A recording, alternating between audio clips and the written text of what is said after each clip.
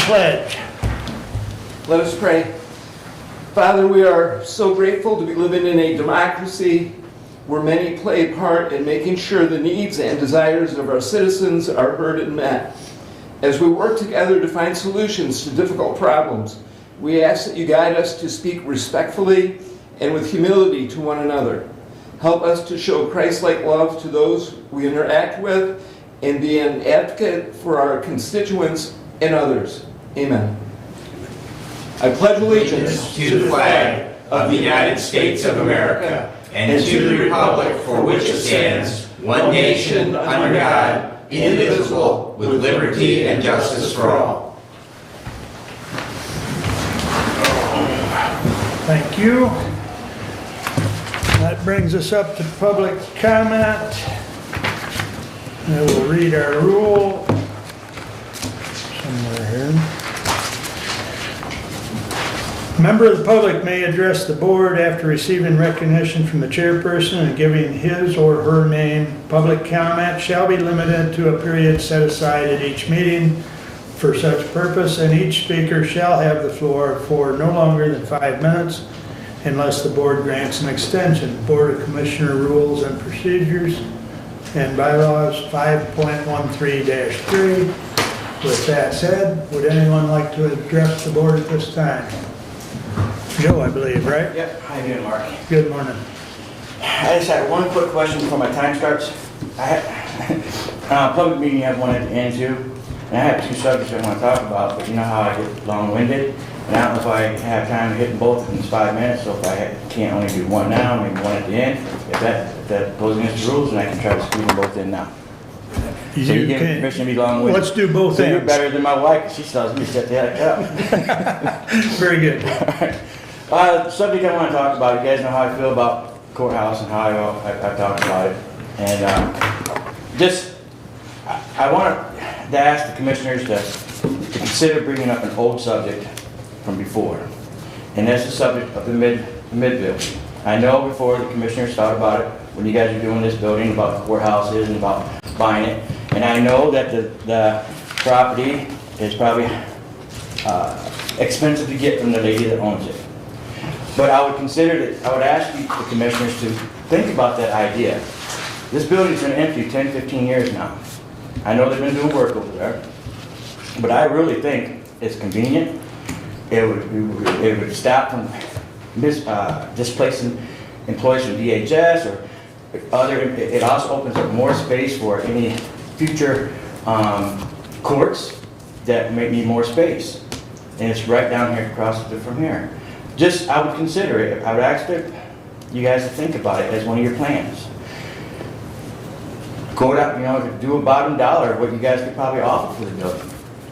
And who knows, maybe the lady will take it. Compare the numbers between what it would take to do the DHS building and leasing it or whatever you got to do and fixing that up, or compare the numbers to this and compare what it would be to buy that building and fix that up and see what is best. If anything, it's just it's an old idea that you guys had many years ago that could be brought back to life and could probably meet the needs of the courts and of the employees of not only DHS, but for the future needs of this court. It's just an idea. Now that you guys are signing the sell the district building, I'm sure you guys are going to be trying to get as many ideas as possible. And all I'm doing is asking you to refresh an idea you had many years ago. And what's the lady could say is, nope, you can't buy for that. But if it's been empty almost 15 years, who knows? Maybe she will.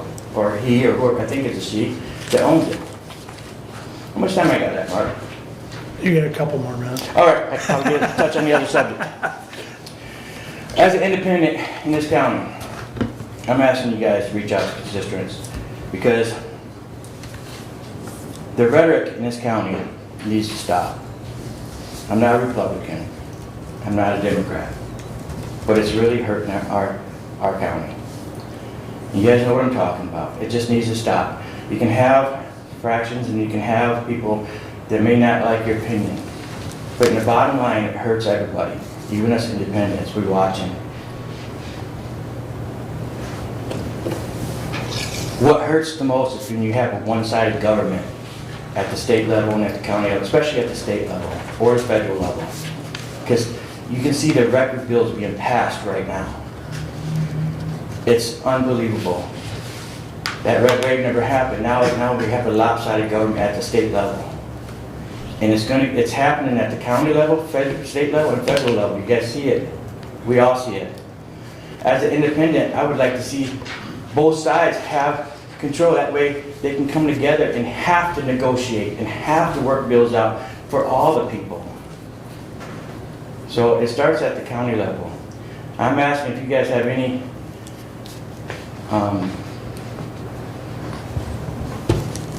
I'm asking you guys, if you, how can I say this? Reach out to others in this county. Put your differences aside. Come together. Set the standard so maybe the state will do the same and the feds will do the same. Because if we have a lopsided government, nobody wins, my opinion. And we can see it now. It's getting all these bills, record bills being passed. Hey, look, I got both subjects. Okay, thank you very much. Anyone else wish to address the board at this time? Joseph Hendy. The last meeting, I heard there was talk about bringing this 800 megahertz and putting it back on the ballot. Something about Montgomery wanting it put back on the ballot. And I really don't agree with it being put back on the ballot. The voters have already said no. It's going to cost extra money. And not only that, the state police can't even communicate with the 800 megahertz radio and co-op that they have in Branch County. So I sent you the article, Mr. Benzing. You know, the state police can't even communicate with the 800 megahertz tower, and you guys are going to want to push $10 million on the taxpayers when they've already said no. Montgomery's a small minority of this county. It's going to cost extra money. I think it's ridiculous. Next is, I think one of you commissioners should bring to the table, I've looked at many other counties, the health department being one in Branch County, many other counties and their bylaws on our chair. Mr. Wiley's been chair for quite a while on this board, but to be fair, most counties, or a lot of counties, are rotating their chair every 3 years, or every 2 years, I believe it was. So members of this body all get a chance to be chair, because that's $2,000 extra, I believe, a year. I think that's fair. I don't think it's fair that, I just don't believe the bylaws are fair for you people. When it comes to how you do the chair. And the next thing is, gosh, I just lost it.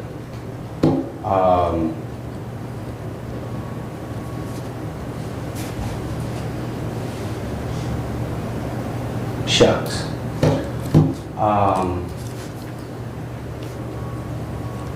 Doggone.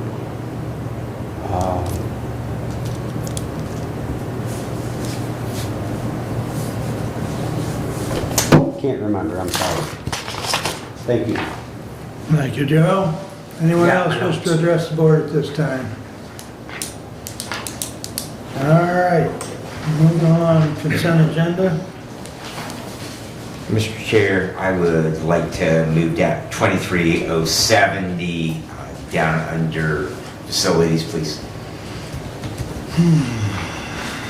23070. Pull and put under facilities, and with that. I would make a motion for approval with that amendment. Second. All right, any other changes or comments? Hearing none, all those in favor of the consent agenda as amended? Signify by saying aye. Aye. Opposed, same sign. All right. Correspondence is listed. Any comments on correspondence at this time?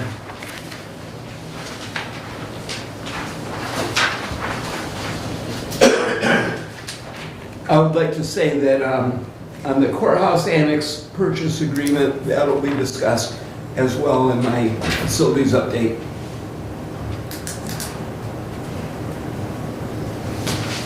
Oh, you're referring to the correspondence item of the signed purchase agreement? Yes. Okay, thank you. Any other comments on correspondence? All right. Regular agenda, entertain a motion. Move to approve with the addition of resolution 2307 underneath the facilities report. I'll support that. I did have a question, 23074, the Indian Defense Budget Compliance Plan. I know the resolution had under public safety on the signature line, it was put under budget. I don't care regardless of where it is placed.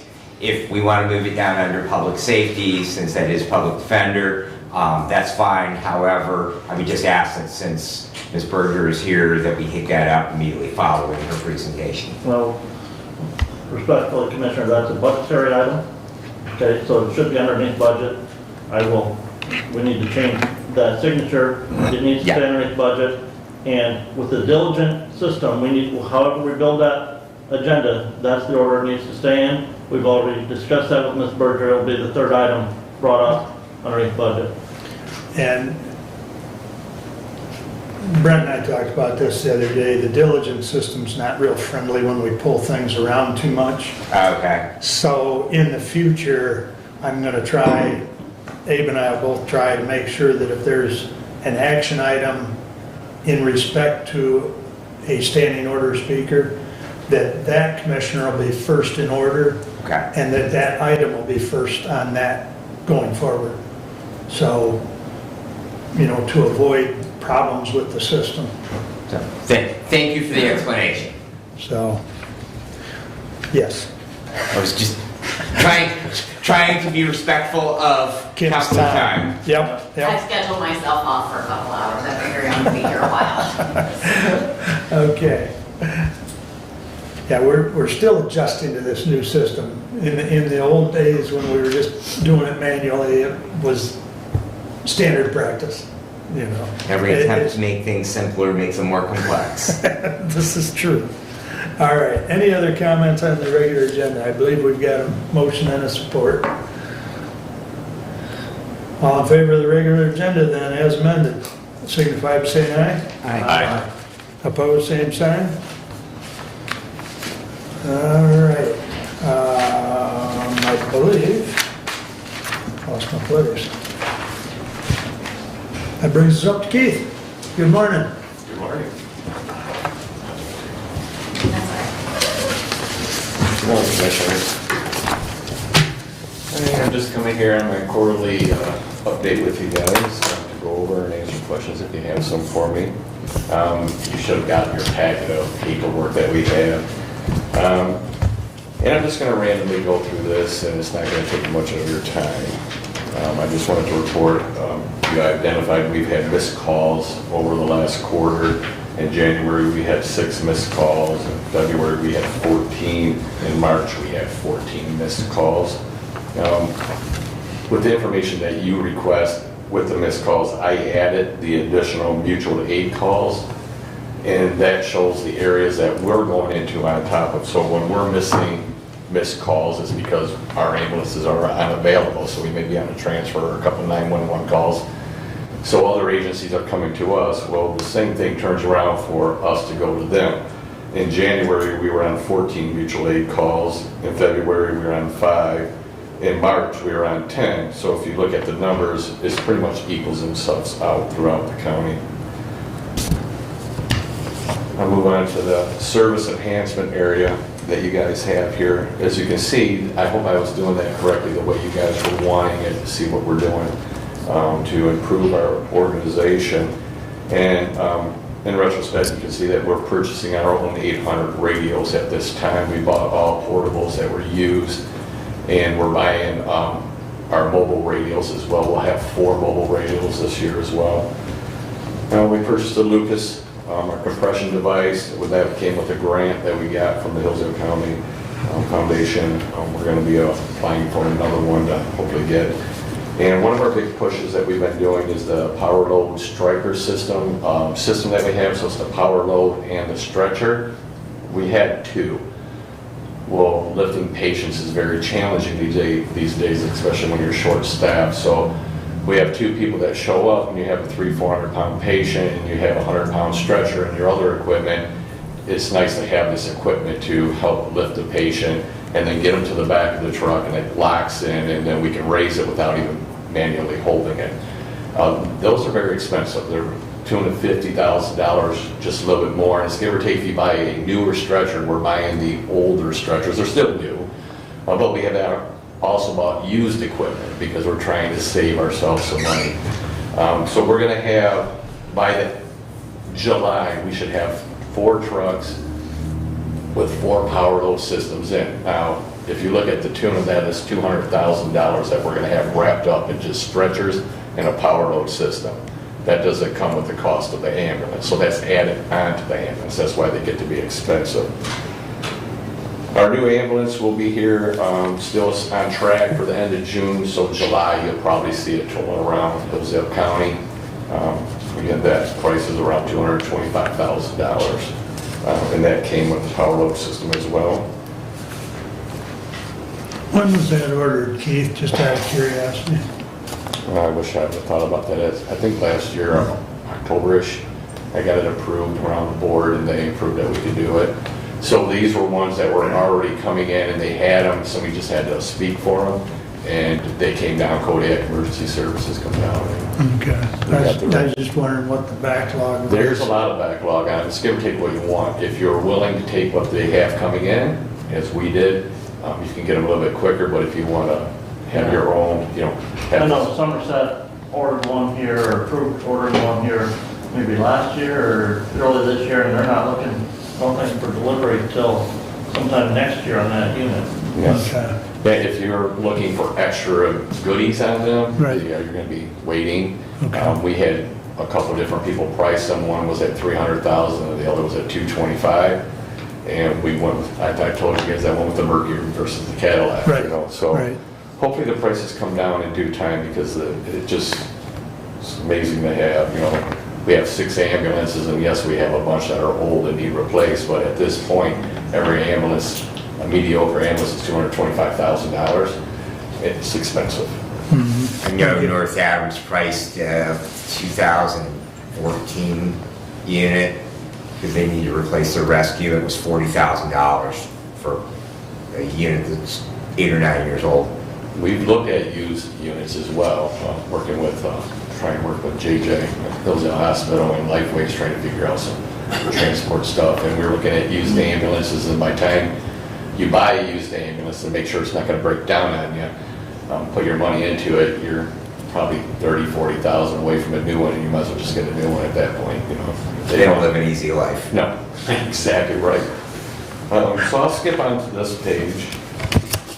I did leave some response times because I know that's not asked for, but I think it's valued. And I broke that down into our service area, and then it also shows the mutual aid areas and how long it takes us to get to their specific area. But in that January 1 to March 31st, we ran 800 responses, and the average response time, and granted, it's skewed because if you look at how many calls we run in the city versus going all the way up to Woodbridge or Camden, those will be longer response times, which I report those to their village board meetings and township meetings. I give them their times when I show up out there. But overall, for all those 800 calls, the average between them was 9 minutes and 35 seconds, which is pretty good.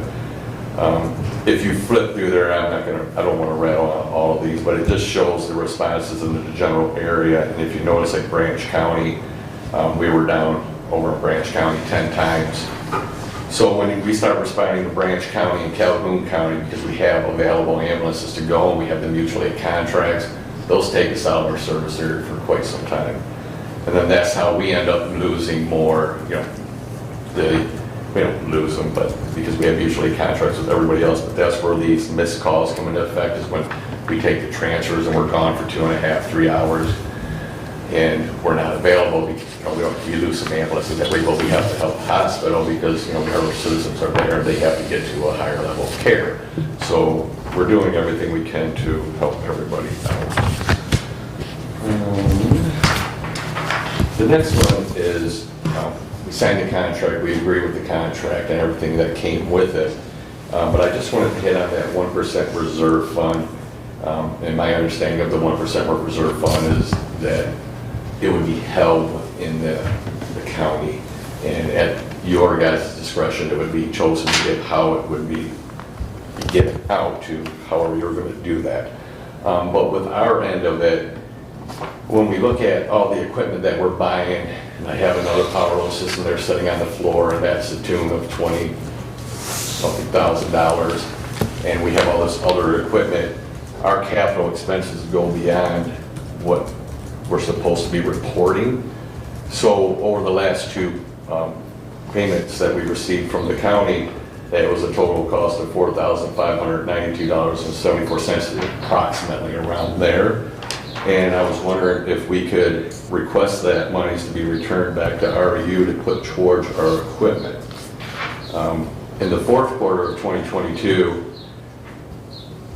by the sheets that you guys want filled out, we were showing you, we highlighted in red the actual equipment that we're spending above our capital expenditures, which was that one was 45,000 plus. And that reason was because we had extra monies and we paid off an ambulance to prepare for the next ambulance that we had to buy. And then in the first quarter, we were down $2,064, and it's highlighted in red, showing that we're spending more.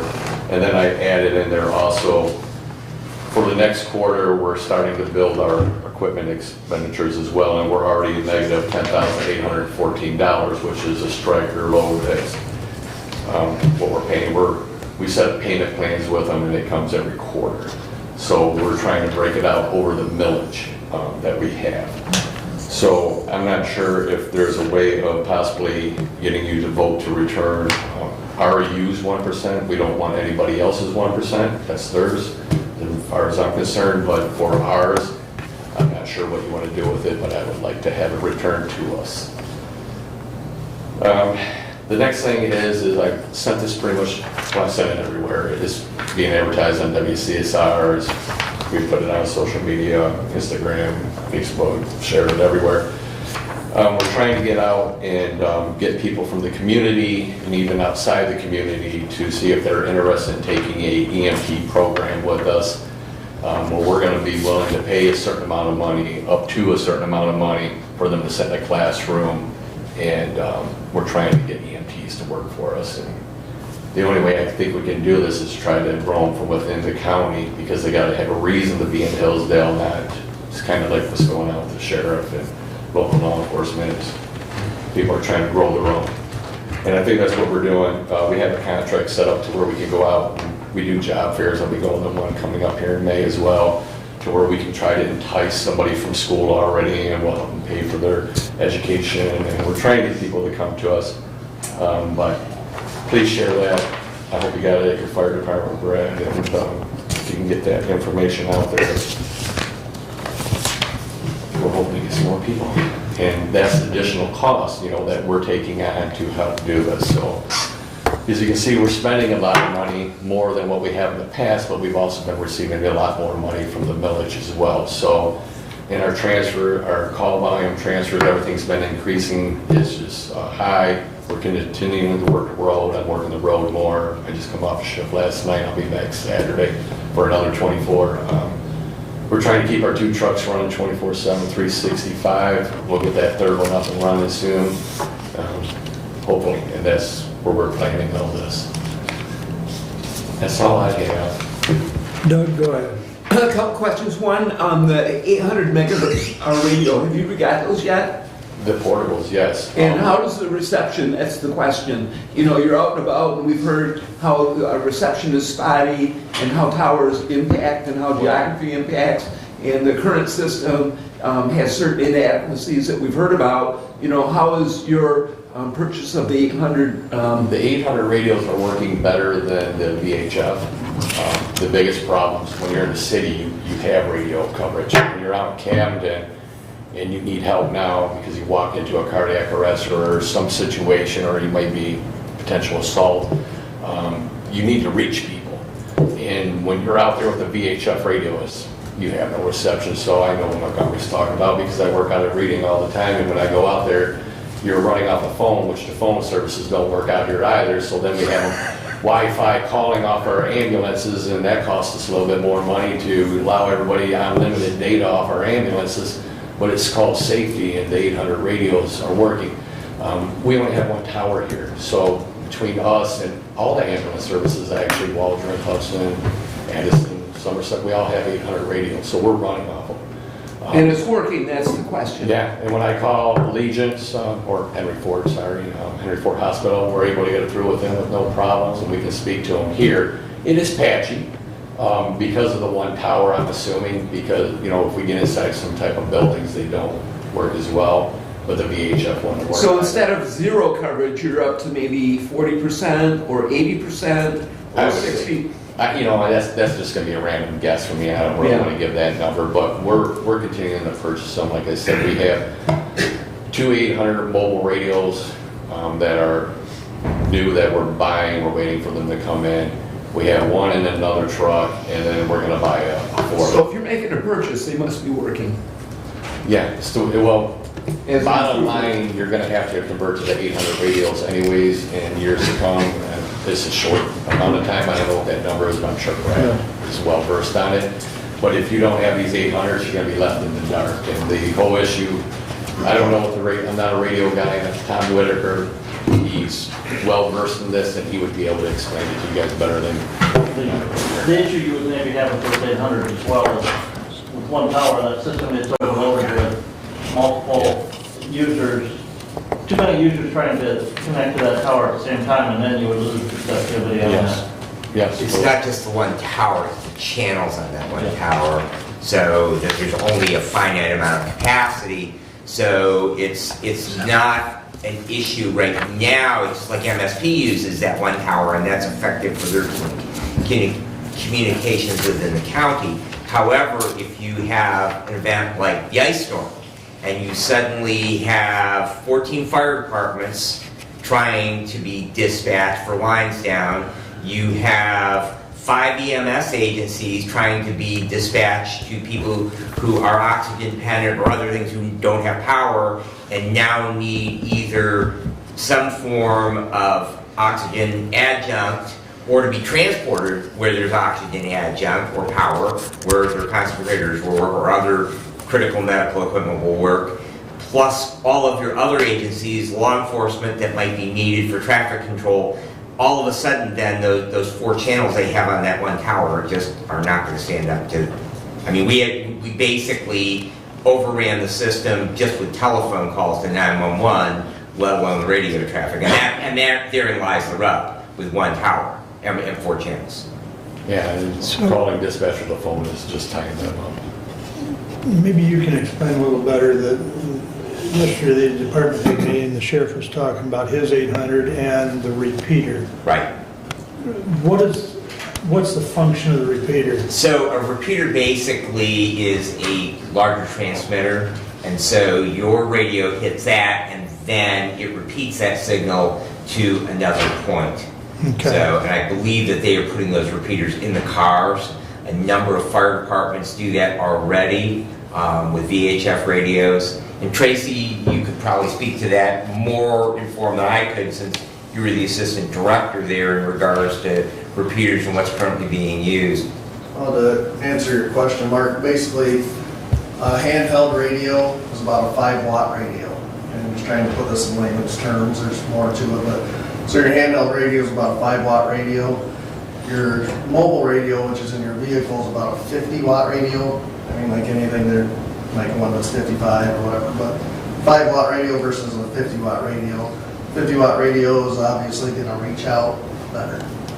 So what a repeater does, your handheld, which is a 5-watt radio, basically talks to the car, and then the repeater repeats it out on that 50-watt radio in the car.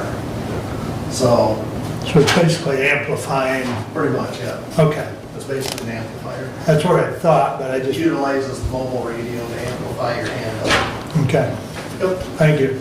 Keith, how many of your units right now have the automatic load? We have 2 active, 1 getting, supposed to be installed today, and then the 4th one will come with the new ambulance. Okay. And you've got 3 ambulances or 4 ambulances now? And 6 ambulances and 1 non-transporting Equus and Explorer.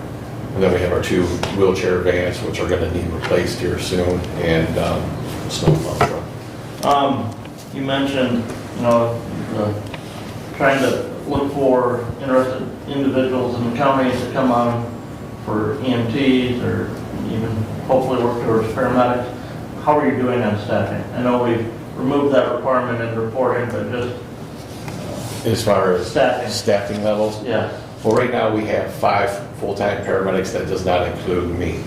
So I'm the 6th paramedic. We now have 3 people in the paramedic program. 2 are at HVA, and then we have a 3rd that's going to, they're taking it in Maumee. I don't remember the name of the program right now, but it's in Maumee, Ohio. It was closer than driving to Ann Arbor. So we have 3 there. We've asked every one of our EMT employees if they would like to take a paramedic program. And a lot of them at this time don't want to, or they want to get a little bit more experience as an EMT, which is understanding. You need experience as an EMT before you become a medic.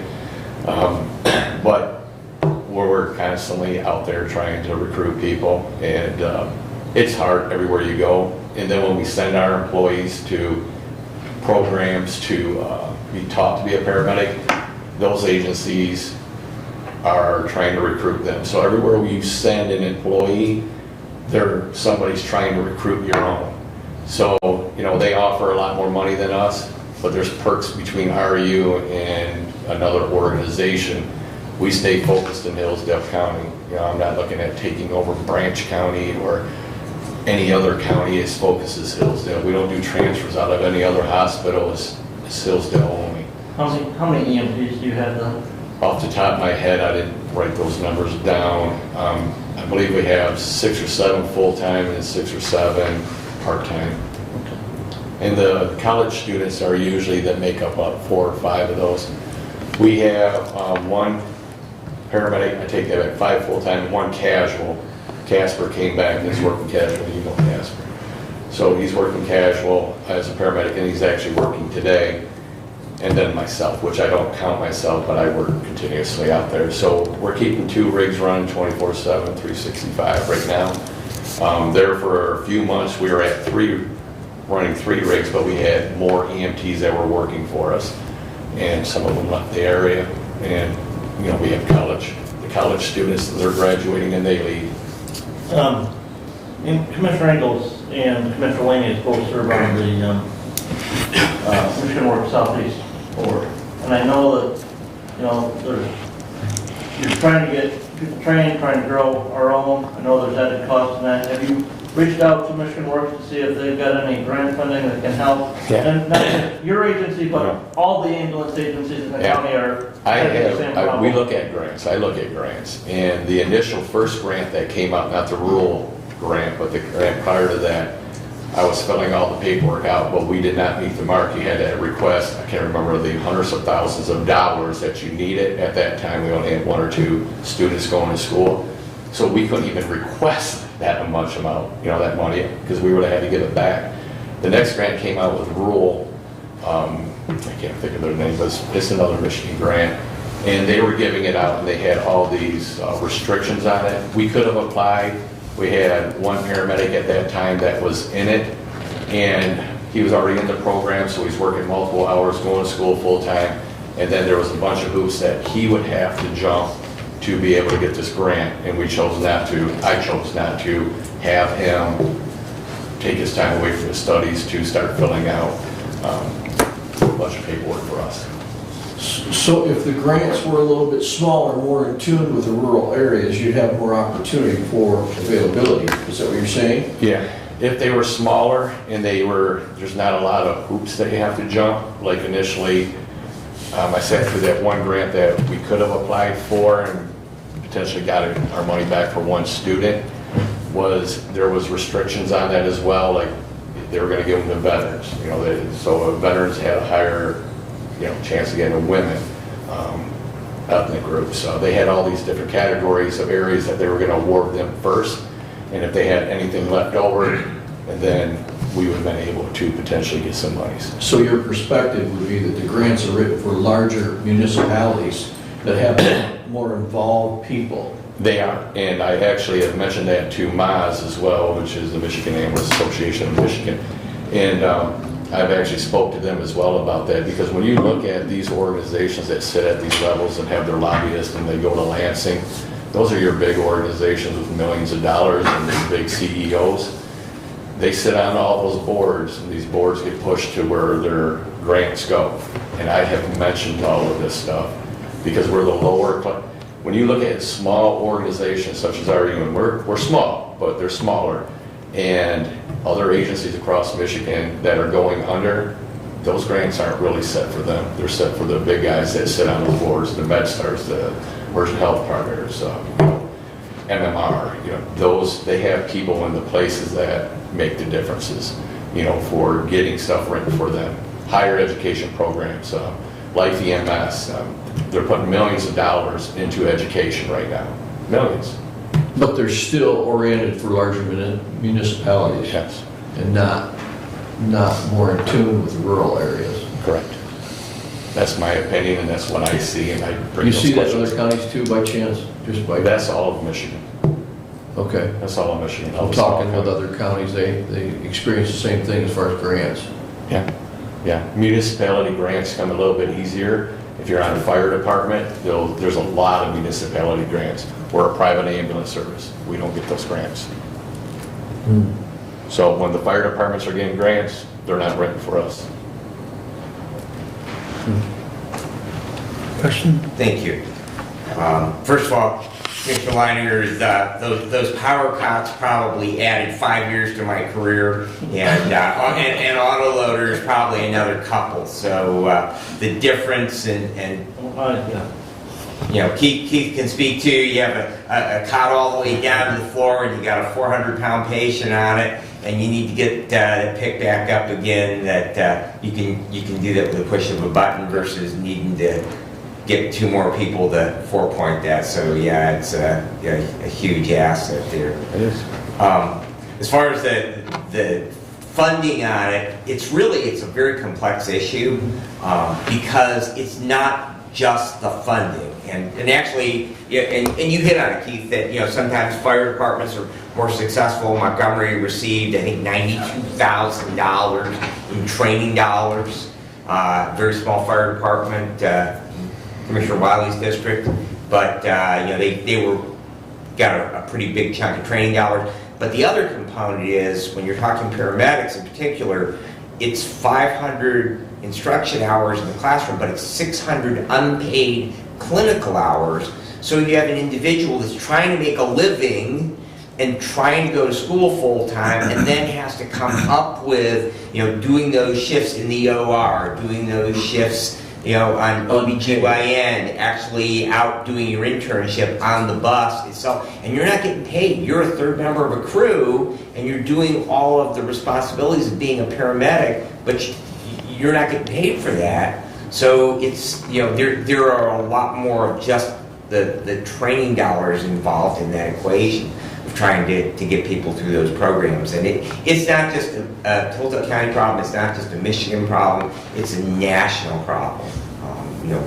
We have looked at all kinds of ways to address that issue on a national basis as well. And if you have a paramedic license and you've kept up National Registry, you can pretty well go to anywhere in the country and get a job as a medic right now. I know I just saw an ad for Adrian Fire Department that if you have your medic and you have firefighter 1 and 2, and they're starting at $65,000 a year, it's really hard to they compete. A lot of fire departments also are now, just if you have an EMS license, come work for us, we'll pay for your fire classes. And it never used to be that way. And most people, where would you rather work? A full-time fire department that has a 20-year pension plan? Or would you work for, you know, an agency, a private agency, where you have a 401k with a 5% match, which is good compared to other people? That's what I'm at. You know, I'm not working for some fire department with a 20-year plan. It's just give or take where people want to work, where they want to live, and that's why we're trying, and we've made a lot of changes. People want power load systems, they want nice equipment, they want the education, they want this. Well, a lot of those bigger organizations, when you can't afford every truck to have a $50,000 power load system, I'm sure they're going that route because that's what, you know, everybody wants, but I know they don't have them in every truck. And that's what we're trying to build to, because it is usually 2 people showing up, and then a lot of our area here doesn't have first responders, so it is just us 2 showing up. And it was just, last night, it was just me and my partner showing up for a pretty heavy person, and we had to lift the patient, and, you know, got him on our stretcher, we were able to lift it up. We called for backup, we did, they came. But it's only 2 people, and if the fire department didn't come from their own home, because they have their own jobs and lives going on, then we're stuck there with just 2 of us. So we're trying to do everything we can to make it safe for our crews, because a back injury will take them out. We don't want back injuries for our employees. That's the kicker. And so we're spending a lot of money, more than what we have in the past. And it's on safety equipment, so. Keith, the last thing I have for you is, and I know you had this on social media, and I was going to share it with especially Commissioner Wild and Commissioner Weiner, because we're all down the southern part. Would you speak up to Station 1 in Reading? Because I know you said that you're going to be remodeling that station, and it's not going to be crucial. Yeah. How long is that going to go on? Just so they can communicate and make sure that the departments in their area are aware of that, so probably about a little more response time. The construction projects is well overdue, because that probably hasn't been updated since the 70s. And we had a part of our wall that was coming down where water was getting behind, rotting out our building. So Tom McNair, construction, they're actually doing the work for us. And they started a couple of days ago, but our crews are being relocated out of there as of May 1st. And we're gonna put them up in the Litchfield station, so they have a station to be at. He anticipates that it's gonna last no more than a month. Okay. So, as long as the weather is good, and it's not today, so they're probably not working. But hey, if we lose power, we have a generator there now, so they got power, so. So we're at hopes with them the best that they get it done as soon as possible, because the high call volume is down in Reading, and that's why we initially moved our crews from Litchfield down to Reading. But in the meantime, we don't set point. I don't let our crews sit in a truck all day. We run enough call volume, and when they have a chance to go back to their station and stretch out, we let them get some downtime, because they work long hours. With short staffing, we have crews doing 72-hour shifts, 48-hour shifts. They're working a lot of hours. So if you don't allow them to get a breather, you know, to take a 10, 15-minute, half-hour cat nap and have them sit in a truck all day, is just not safe, and it's not healthy for our crews. You know. Thank you. Very much. I've got one final question, Keith, and this was brought up regarding interoperability. I see in your report, you know, you had 10 responses to Branch County, 1 response down to Steuben County. The 800 megahertz radios that you've got work off the MSPS system. Branch County installed their own system, which, you know, doesn't run off the same system as Michigan State Police. How have your radios, how have you and your crews been able to communicate cross-county with Branch County and interstate with Steuben, Williams County? For us, it's a little bit easier. If there's a mass casualty or something, it might be more complex. But for right now, the way it happens is that when we're going to Branch County, their dispatch system calls Hillsdale County's dispatch system, which then dispatches us. So we run all our radio traffic right through Hillsdale. And then Hillsdale, and then when we go to the call, then we're communicating. So it's no different for us with small, complex calls and going to Steuben. You know, that was a fire standby that we got there. Our crews basically got there and they canceled them once they got there after a few minutes. But we probably would not have been able to communicate with them. I've noticed when I've taken patients to Parkview, our radios are not able to reach back to Hillsdale at this point. So, and I don't know if that would change by putting extra towers out there. I'm not a radio guy, but I would hope that it was, because Parkview's really not that far. You know, you're talking 50 miles from Montgomery, so that maybe even closer. But with Branch County, you're coming back to Hillsdale, and then Hillsdale's communicating with Branch County dispatch or whatever. No, once we get a mutual aid call in Branch County, so they call and say, hey, do you have an ambulance that can respond? They dispatch REU. All of our transmission and interactions with Hillsdale, we don't communicate with Branch County at all. And until we go to the hospital, you know, so if we go to Coldwater, we already have all those frequencies in our radio, so we can already communicate with them, the hospital in general, but you know, we don't communicate with their central dispatch over there, or law enforcement, or anybody of that. But, you know, when we go to U of M, Kalamazoo, we have all the hospitals' frequencies, so we can communicate with them on our 800s. And they're all on 800 as well. Yeah, Hillsdale Hospital is not. That Hillsdale Hospital does not have an 800. That's one of our Achilles heels right now. So, but in time, I would assume they would get an 800 radio as well. So, but again, all your ambulance services, my understanding, you probably know Brad, is they all have 800s. And they're working one or two or multiple, I'm not sure exactly the quantity they have, but everybody's working their way towards, because that is the goal. If you're going to communicate with hospitals and helicopters coming in, you need to be on an 800 radio. And I know they were asking last night on that, where they called for Bird in Montgomery, that they were asking if they were going to land them on 800 or on VHF.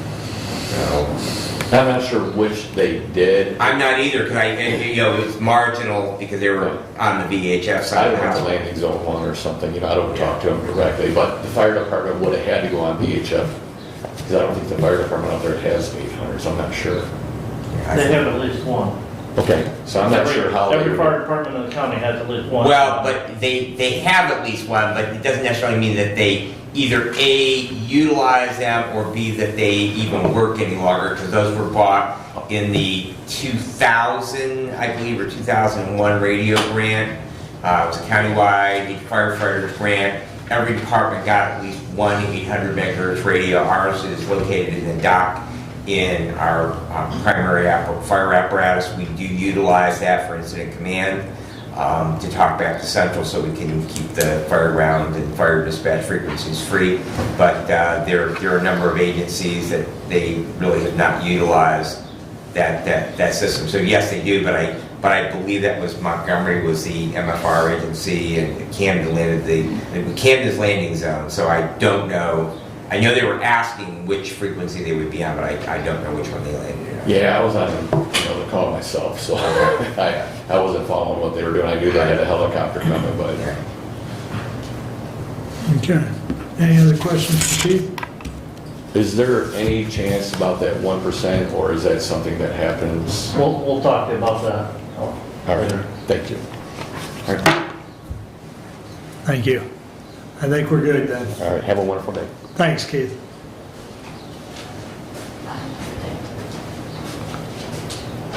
So I believe you and Brad worked on the Yeah. contracts, correct? Yeah. Yes. Yeah. So if you two would follow up with him. Well, we Or at will least- talk amongst ourselves before we follow up with them. Right, exactly. So, Right. Talk, the two of you can talk and then follow up with him as needed. So, thank you. Kim, My turn? you're up. Okay. So I kind of wanted to start with a little bit of a background, because I know that was one of the questions that I had before. I don't think people understand how this even came into place.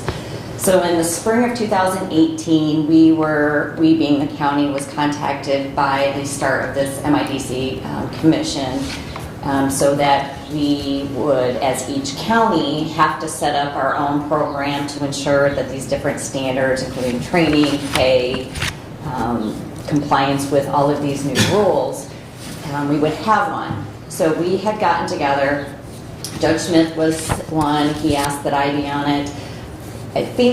I don't know if Mark was on it or not, but I know we had a commissioner there at least for every meeting. We had the sheriff, we had the jail, Captain Stiverson now, the reps. So they were all there, and we all got together and we figured out how the system was going to work. And so we put together a compliance plan and a budget. At that time, I guess good for the counties, it sucked for us, you guys paid us like crap. So the baseline then for the county's contributions to these new plans started extremely low. Hillsdale County is one of the lowest contribution counties in the state. So I think we started out at like 100 and just over 100. 111. Yeah, something like that. So it only goes up a certain percentage each year. And we thought it actually accrued, hey, you have this amount, then you have this amount, but MIDC's been changing it. So we still are not submitting a lot of money from the county funds to cover those expenses. And honestly, if we had gone forward without this MIDC, you guys would be paying more money because otherwise you don't have any attorneys, because we're not going to do it for as much, or we wouldn't have continued to do it for as much as per little as you guys are paying us. So I guess that helped the county overall when this started. So then every year, as the Public Defender Administrator, the PDA, I'm required to submit a budget and a compliance plan to the state that incorporates all of their new requirements. This year it was new standards for pay. Last year it was screening for indigency. Come to find out, our county wasn't even doing that. Clients would fill out a paperwork, but the court would just say everybody gets one. I wasn't a part of that screening. That was always the court that had done that. Until I realized one of my clients that I'd been assigned to had over $150,000 in their bank account. And so then I started asking questions, because that person is not indigent, should not have been provided an attorney at county expense.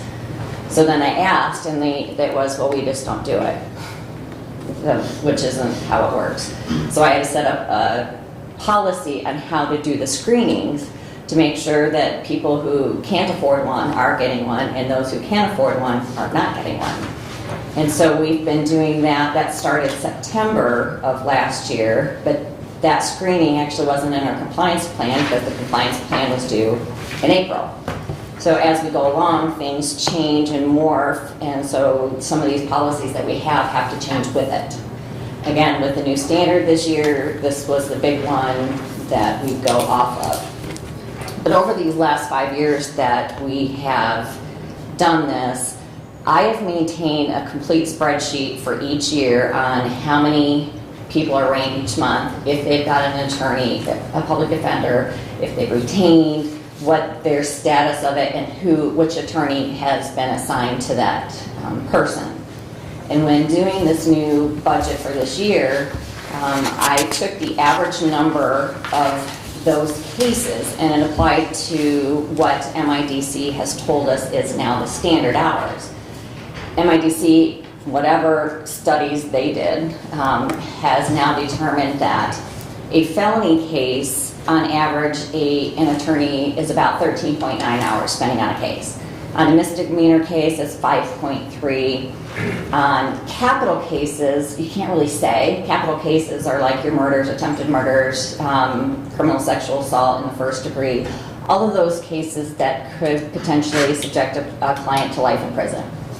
So obviously, I don't know how long that takes. The case I did, a murder case in 2018, I had close to 300 hours in it. So I can't really budget. It's hard to budget for something like that. However, in the average number we had been doing for capital cases was about 4 a year. We've done 7, maybe 8 in the last 8 months. So most of them criminal. We had 2 murders, attempted murder ones. So unfortunately that has expanded in our county over the last several months. But those numbers are hard to put to it. When I was talking to my MIDC rep and going off of saying, this 13.9 hours, and I said, I didn't believe that we do that. just based on what I know of what we handle, that probably wasn't an accurate amount. However, after kind of going back and looking at things and looking how things are going now with the switch to the prosecutor's office, we are spending more time. I've got 5 jury trials scheduled in the next 4 months, where I would have 5 trials maybe in 2 years. So we're spending more time now and going to trial on different cases. So that's why I kind of gave you that second budget, so that way I can budget for the amount that could be possible. Because I'd rather have more instead of less, because if I'm budgeting for less and we run over that amount, the state's going to say, you know what, that's kind of too bad. Sometimes they'll adjust based on the different numbers, but they're going to look at me and say, we told you what this is going to be. You have those numbers, that's your own problem. So that's why when I handed this to you and I put in my letter, basically you're going to freak out. I understand the huge difference of what was coming up versus what it had. Because now we are required, they want us to be required to bill for hours, whereas before we've always just done flat rates. Because most of the attorneys, I would rather know what I'm going to get at the end or during the month, just like you guys, you have a salary, I know what I'm going to get. And so we understood that some months we may work more, some months we work less, but it kind of would balance out in the end. They want us to go away from that and to do billing. And so, again... And billing by the hour, right? Correct, yes, billing by the hour. And that's any portion. It isn't, I wrote a letter and that's an hour. Obviously that's stupid. I'm not going to approve that billing. But we bill in 1/10 of an hour. So 1 to 6, 6 to 12 are billed off of that time. But our attorneys still are not happy about having to do that, because they still want this kind of, at least a sort of a guarantee of some pay coming in on the first of each month like we do now. So as mine, I'm trying to figure out how we can do that so I can keep my attorneys, but pay according to what we are required to pay. And so I'm probably going to be doing like a dual system. So they're going to get X amount of dollars at the beginning of each month, and then they're going to be required to provide me with billings. And so I can keep track. So if they're working over, let's say they're paid for $200 or 200 hours a month and they work 250, well then I would then submit a bill so they can get paid for the extra 50 hours that they worked.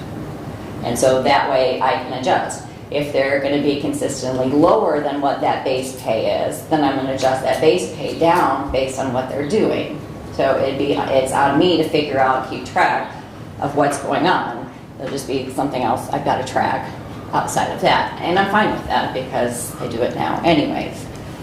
So it would be my job to look through the attorney's billing, making sure that they've actually done what they said they do, they're not padding their bills or something like that. So I verify, or will verify, that this is a valid billing, that I don't see any issues with it, and this is what should be paid.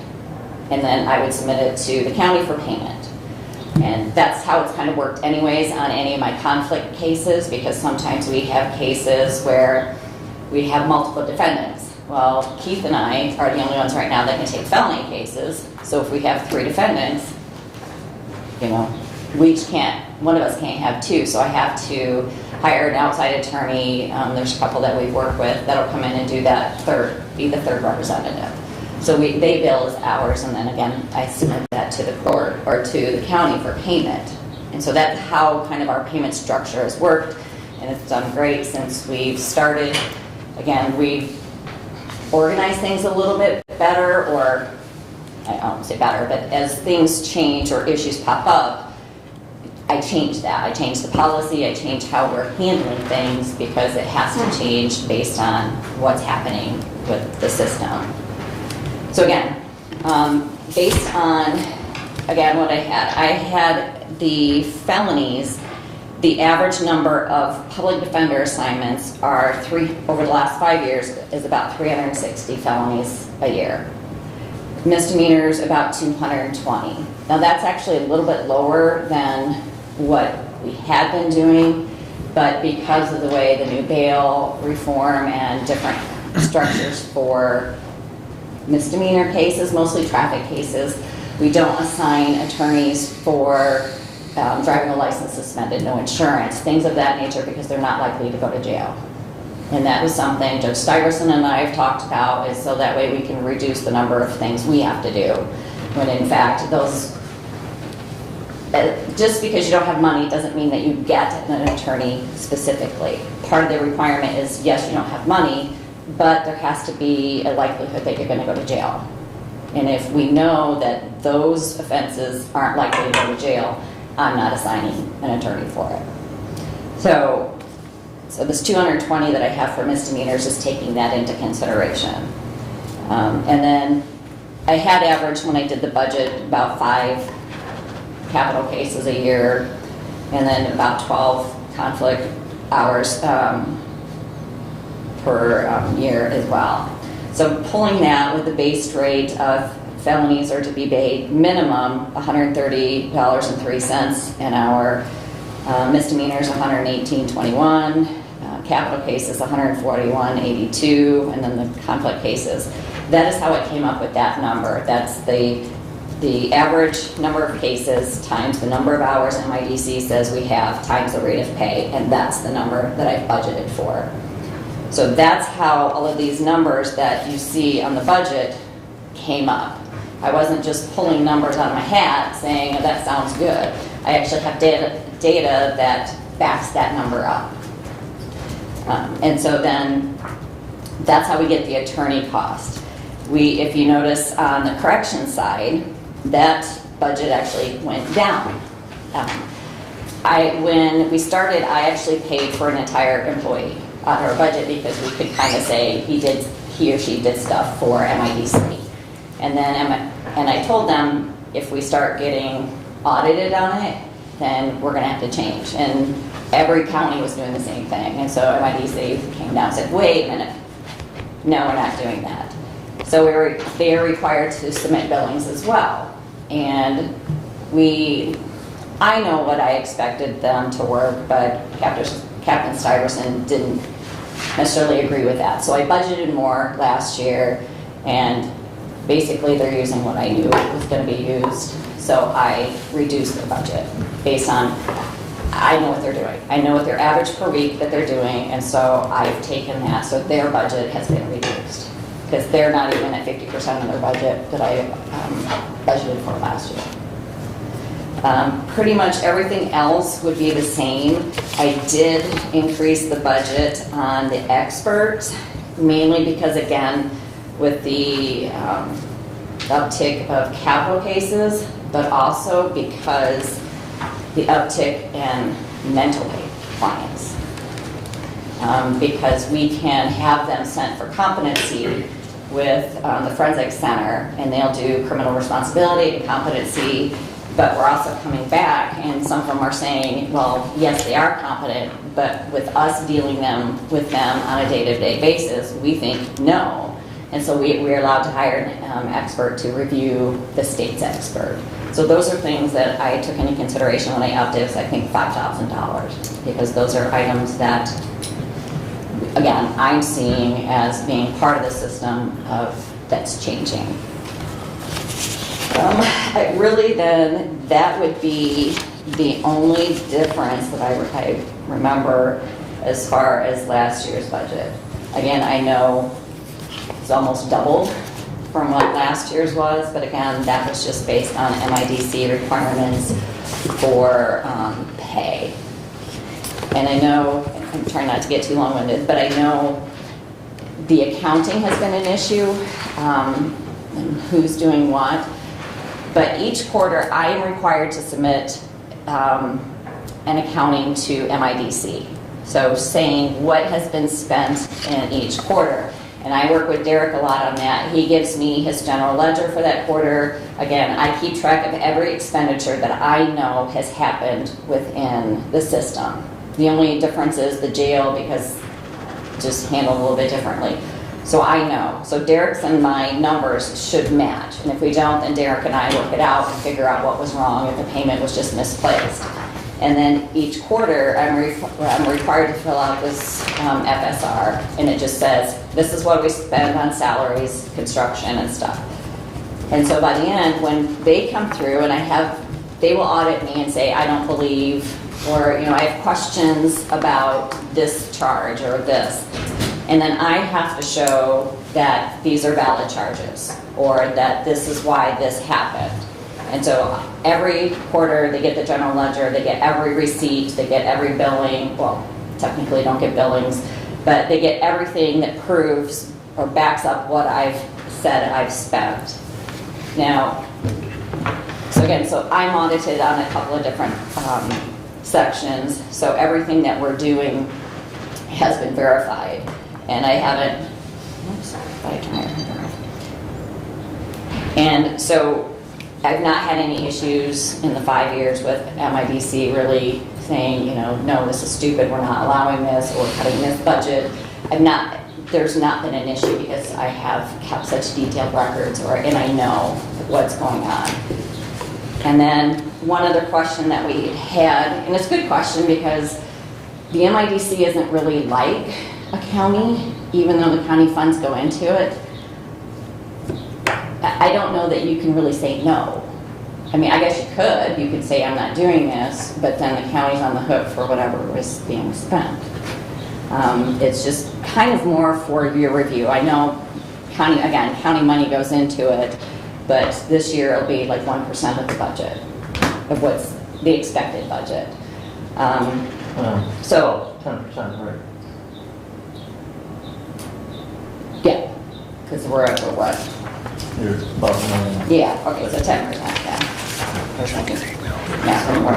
Anyways, It's government accounting. yeah, exactly, yeah. So, I mean, it's not a large percentage of the billing. And so that's kind of what it's going for.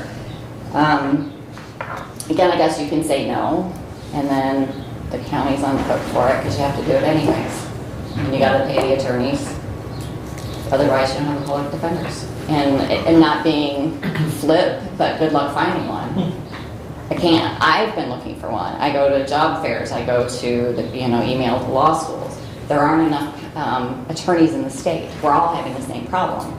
We can't find an attorney, and nobody wants to really move to Hillsdale County, any new attorneys, because there's nothing to do around Hillsdale, unless they're originally from a farming community. Most young don't want to come here. So that's part of the problem that we're having too. So that is basically the budget in a nutshell, kind of, sort of, I guess. And I guess I would, sorry, that does, one of the questions that you asked me the other day too, again, because it isn't like a county budget, if I don't spend it, I don't lose it, and I can't say I want it again next year, because that's not how it works. Let's say we billed $400,000, but we had, the budget was $450,000, so we have $50,000 extra. That just stays in our account here in Hillsdale, and MIDC just doesn't pay that extra $50,000. So it's like a prepayment on the next year's budget. So we don't lose it just because we didn't use it. It just sits there.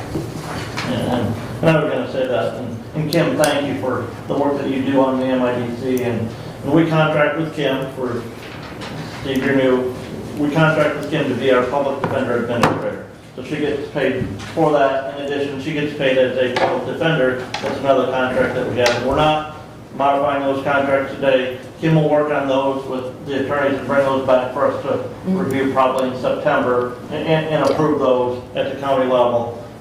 What she's talking about there, and just for reference, in 2020, the 2022 fiscal year for the state, which ran through September 30, 2022.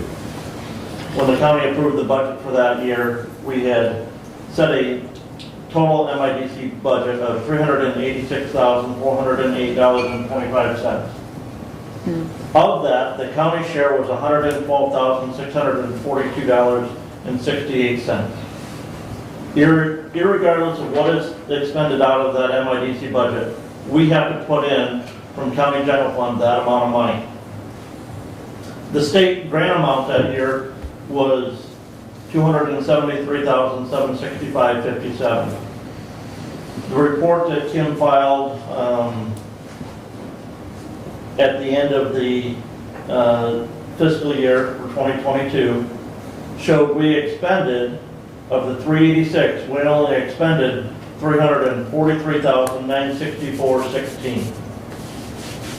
So the following year, that remaining $43,000, the state said on your 2022 grant amount, which our 2022 grant amount from the state was $315,061.09. We've already got $43,000 of that from the state in your MIDC fund. We're going to reduce that amount by that figure. And the same thing here. Our county allocation this year to the MIDC budget was $114,646.21. With the 3% increase that's calculated by MIDC, our grant amount for next year is going to be, what, $118,085? So, and I will say that when I go to put that information, this budget into the e-gram system, that's already populated, so I don't put in money. Yeah, the state calculates they our already did it. contribution, and it goes back to that initial amount that was done in 2019, which was based on the three prior year average of what we spent for indigent defense, and that average from figure in 2019 was $111,307. Okay, so since 2019, our amount has gone up to that $118,000 for this next coming year. The state, based on this calculation, is going to fund the rest into that MIDC budget. Doesn't mean that we're going to expend that amount. You know, and that's where Kim will, in those contracts that we approve with the attorneys and that work, will set those payment figures for the fiscal year on the MIDC that starts October 1 and runs through September 30th of next year. So, but yes, I want to thank Kim for her work on this. Any other comments or questions? Doug? Yes. I already talked to you last week. Yes, and I appreciate that. I did have a chance to come in and, you know, you so graciously gave me a few minutes on just kind of a walk, and I appreciate that. Also appreciate that you were able to come in and talk with the budget committee, you know, prior, you know, to coming in today. Two of the questions are just simple line items that you have here. One is computer technology. Do you coordinate with our IT department in this as well? Yes, and part of that, we never had that budget before until COVID. And because now COVID came on, we couldn't do anything in person, so we had to have something going forward. I bought iPads for the attorneys so that they had the ability to do Zoom from wherever they are, because that is part of their job requirement then, was to do Zoom. We have updated some the requirements for the confidential meeting space. We have one in the circuit court that was completely redone. It was a bathroom at one time, but it works perfectly now. We put a Zoom capabilities and the Polycom system in there. So that was all paid out of my budget because that was the technology. We did just kind of put a meeting room in the district court building. Basically, it was just two walls that cornered in already a recess. They have looked at a standalone Wi-Fi gadget so that way we can have in there, because right now that doesn't have any Zoom or any capabilities in there. So if we need to talk to a client that is on Zoom or at the jail, a lot of that is out-of-county clients who are incarcerated in other counties. So we have to grab the court's laptop that she's using, bring it back into that room, and so it disrupts the court's proceedings in order for us to do that. So part of that technology money would be for something like that to put into that room. And everything goes through David. I mean, I don't really have any say. I just say, I need this, and David is great, and his office is great, working with us, figuring out what we need, what we can do, what we can't do. And so that's part of the reason that those line items are in there, because I do know we're probably going to spend a little bit of it getting those gadgets. So that's the IT part. You have construction money as well. And facilities wonders what construction you have in mind. Okay, and I think we discussed that. So I understand what we're doing with the district court and its need for upkeep, but we still have to have, we as attorney under the compliance plan have to have confidential meeting spaces to talk with in custody and out of custody clients.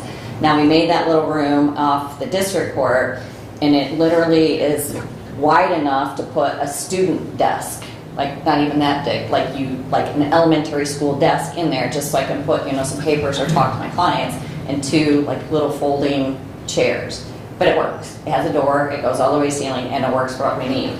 However, talking with Judge Stuyvesant, she's cleaning out one office downstairs because she wants to use it as like a meeting space or put victims or, like the prosecutor and I can talk or another attorney can talk in there quietly. But it also is going to allow us to have Zoom capabilities as well. And so that helps us again. So if we have 3 attorneys in the courtroom at one time, which happens, then we have to sit and wait for people to be seen. Our patrols are waiting in the courthouse, just waiting because they can't transport clients back and forth until we're done with them.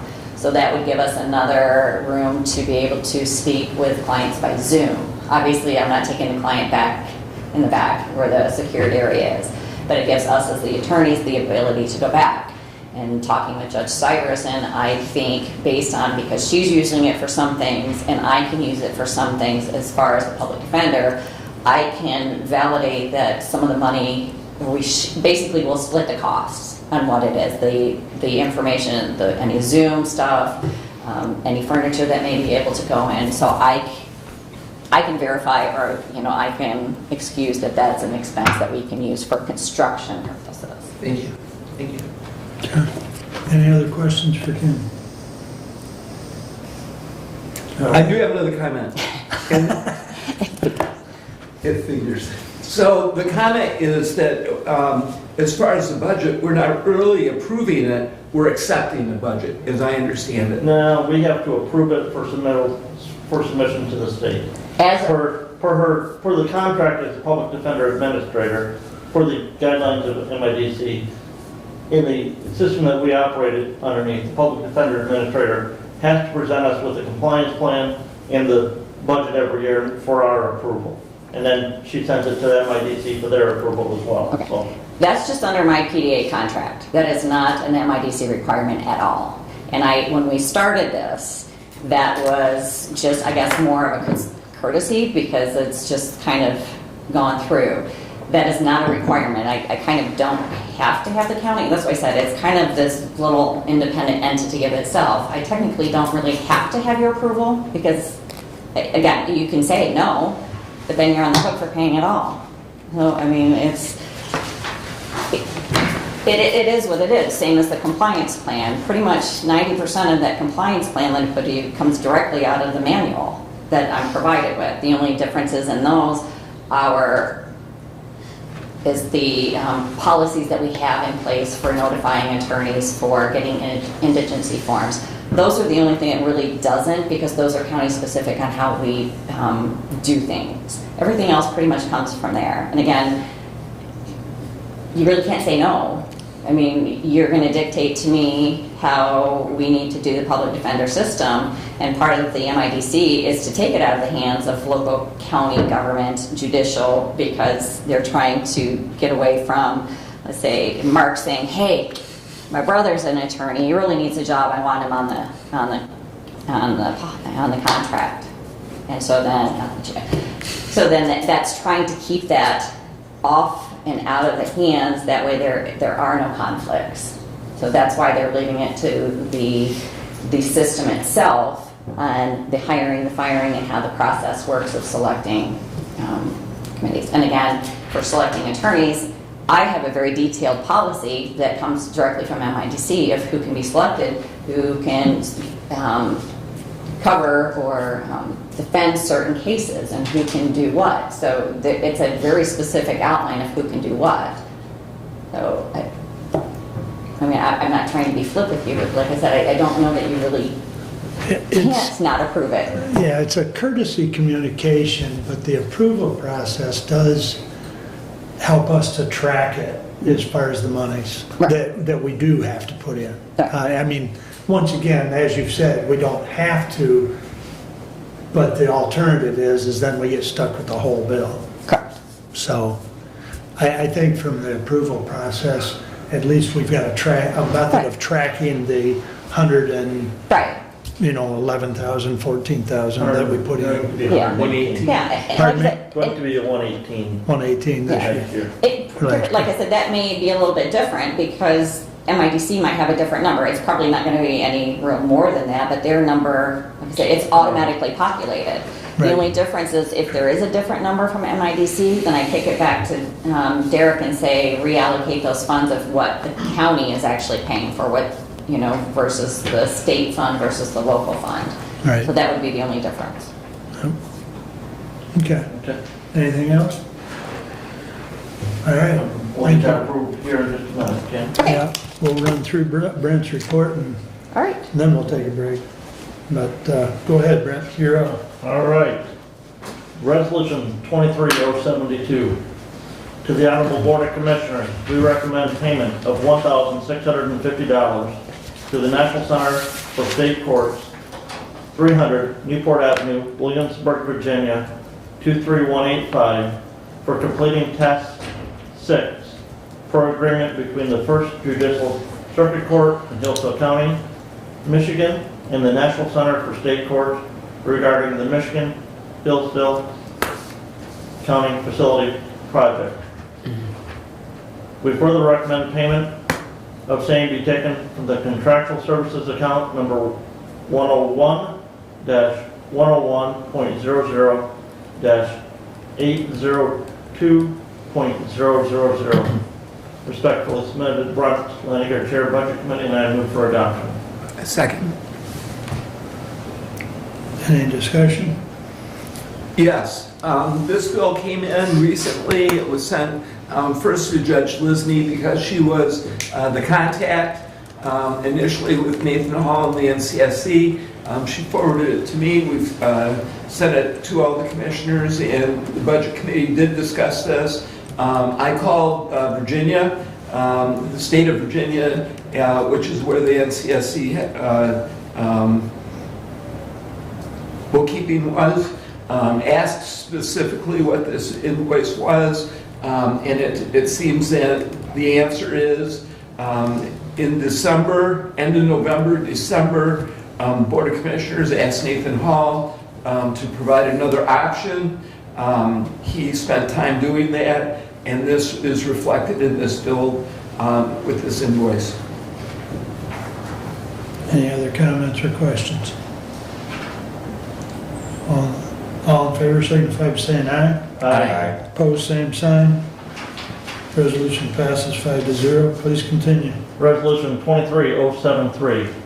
To the Honorable Board of Commissioners, we recommend a budget amendment to the 2023 budget to create a special revenue fund for the proceeds from the sale of the Hillsdale County Annex Building located at 49 North Howell Street, Hillsdale, Michigan. The amendment will increase the following revenue and expenditure accounts accordingly. 400.00.650.000, interest on investments, $5,000. That was 665. Yeah, I'm sorry, yeah, 665, excuse me. 665.000.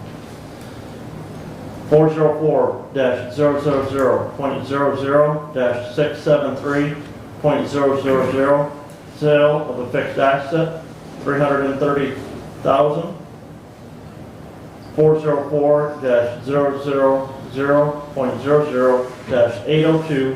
404-000.802.000, contractual services, $5,000.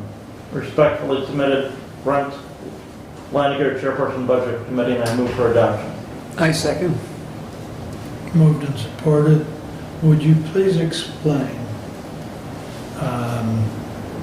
The contractual services figure, or, That and the interest on investments. okay, so we're going to have these proceeds come in from the sale of the annex. We're going to ask the county treasurer to invest those proceeds until we decide what to do with. So that's an approximate number. Correct. Okay.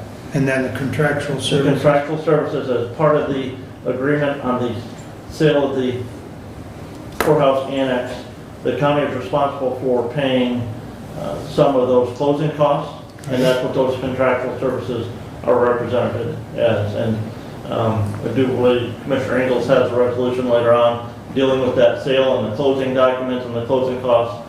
And I don't think we're going to be at that $5,000, but just for a budgetary item to make sure that we don't want to expend more than is budgeted, but we can expend less than what is budgeted, so. Okay, very good. Thank you.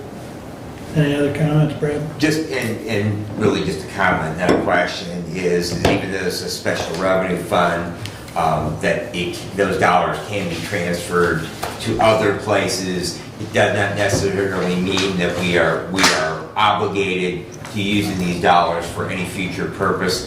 They are, in reality, general fund proceeds of the county. We're selling an asset. It's just a way for us to delineate them and keep track of them separately. Yeah, and hopefully to hold them for investment in another capital asset. Right, and the key word there is hopefully.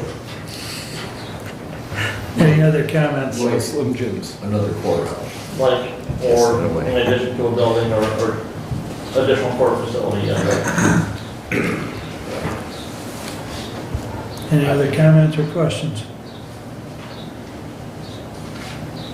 We will do a roll call on this, please. Commissioner Wiley, Yes. Commissioner Benzing, Yes. Commissioner Leininger, Yes. Commissioner Ingles, Yes.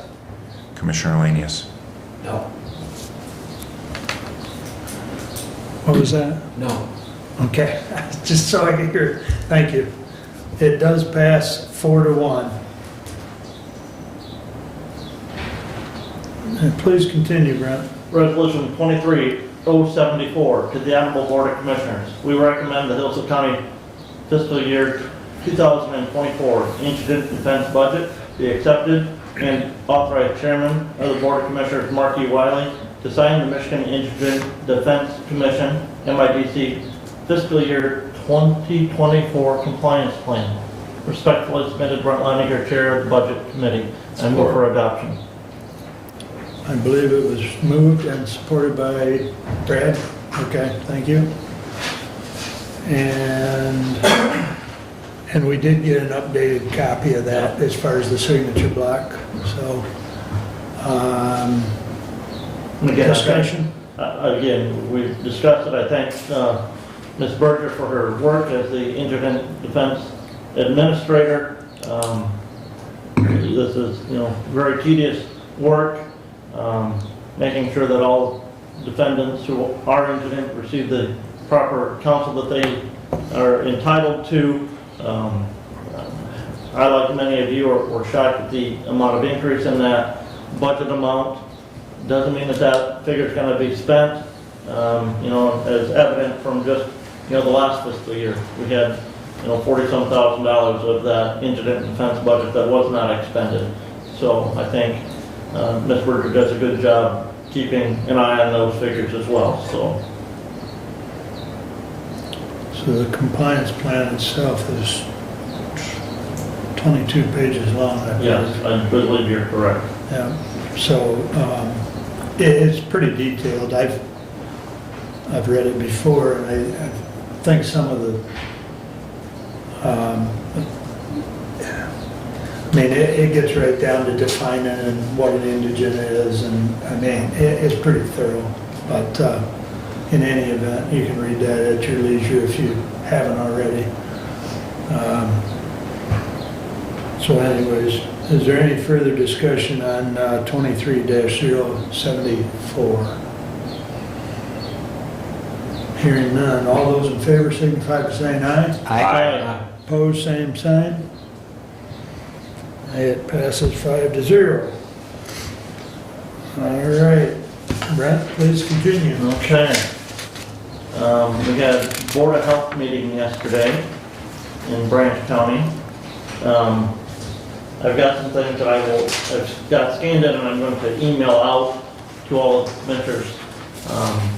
The county health ranking sheet for each of the 3 counties that the Board of Health does. This is done in collaboration by the Robert Wood Johnson Foundation in collaboration with the University of Wisconsin. And lots of factors looked at on this. Of the 3 counties, Hillsdale actually had the best ranking of the 3 counties in the state of Michigan, ranked 23rd out of the 83 counties in the state. So some good data there, and again, I will share that with all of the commissioners and send that to the clerk's office so that can be published in the next agenda as well as a communication. One of the other things that we did is we had a brief report from the health department's for merge for the health department's pension plan that was closed many years ago to new hires, but is still out there for existing employees. And as of the end of last year, that pension plan was funded at 96.3%. So the health department's done a good job there. That was the end of 22. So you're overfunded is what you're No, saying? 96.3%. We're not over. 96.3%. I didn't hear you. Thank you. So, very good job getting that funded. Over the last 3 years, maybe 4 years, the health department has had some additional revenue that they've actually contributed towards that unfunded liability there, and we're trying to get that to a 100%. So, Well, if the market would stop going up and down. well, on this report, it showed the rate of return for the prior year of 14.3% on that merged account. So that actually did help that funding as well. Last week, we had the Wellwide Services, and that, for those of you who don't remember, that's the Region 2, the new name for Region 2 Area Agency on Aging. Yes. We had our board meeting and had a report from the auditor there, presented the audit for the fiscal year that ended September 30, 2022 to the board. Very good report. The agency did have no findings by the auditor on that, and I'm waiting for a copy of that audit. It doesn't say draft all over it, but did actually see an increase in the fund balance last year as well.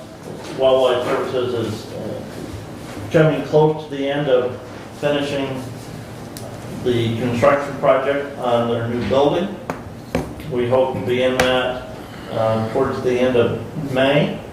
Our May board meeting will still be at the current building there on Main Street in Brooklyn, and then the June meeting will be in the new building. Did get another tour through that building, very nice building. Will be very nice there in the community. They did, end of March, sell the existing building, so that is, they've already disposed of that. And so that's taken care of, but just waiting for those finishing touches on the new building so that they can start moving in May. So it was sold with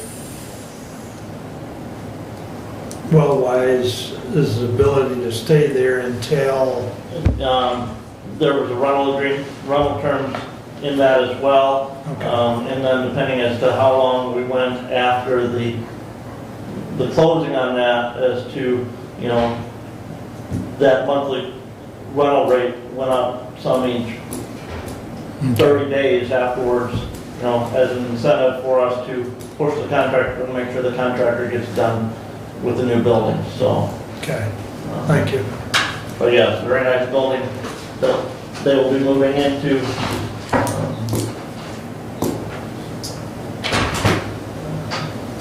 I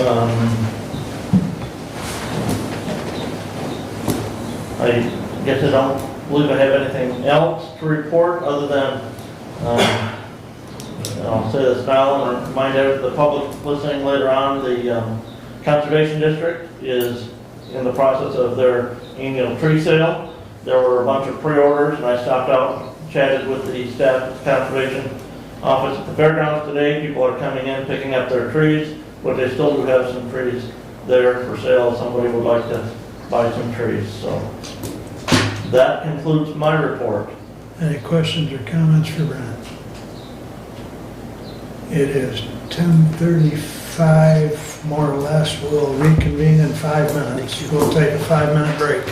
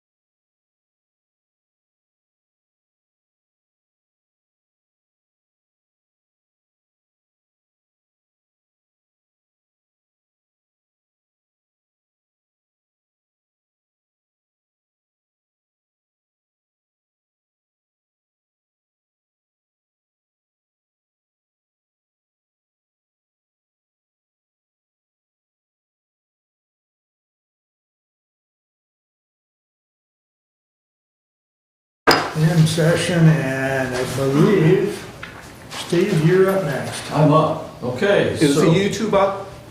What? Did the YouTube come back up? They knew we went on recess, so Okay. I'm sure they're watching. Okay. okay. So April 19th, I had an LDFA meeting in Jonesville. The financial report was presented and approved, as well as the budget for 2023. Economic Development Partnership report there.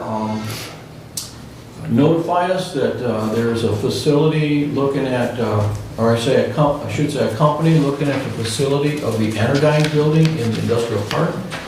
And they're possibly looking at putting in a lithium battery company, which should be of a great interest to all the community.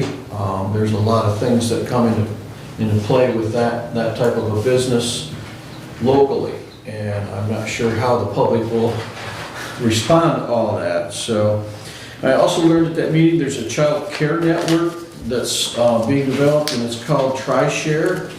And there's grant funding available for that. And a lot of businesses would be very interested in this program.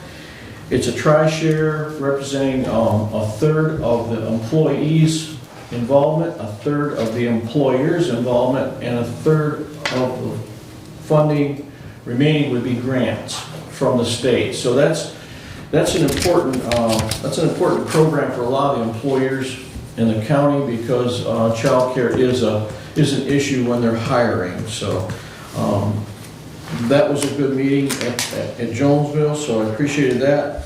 And then on the 25th, as you all know, I attended the MAC conference with Commissioner Wiley. And that conference, I would recommend to anybody. If you haven't been, I would, definitely. Very informative. There's a lot of things to learn about that, which I did.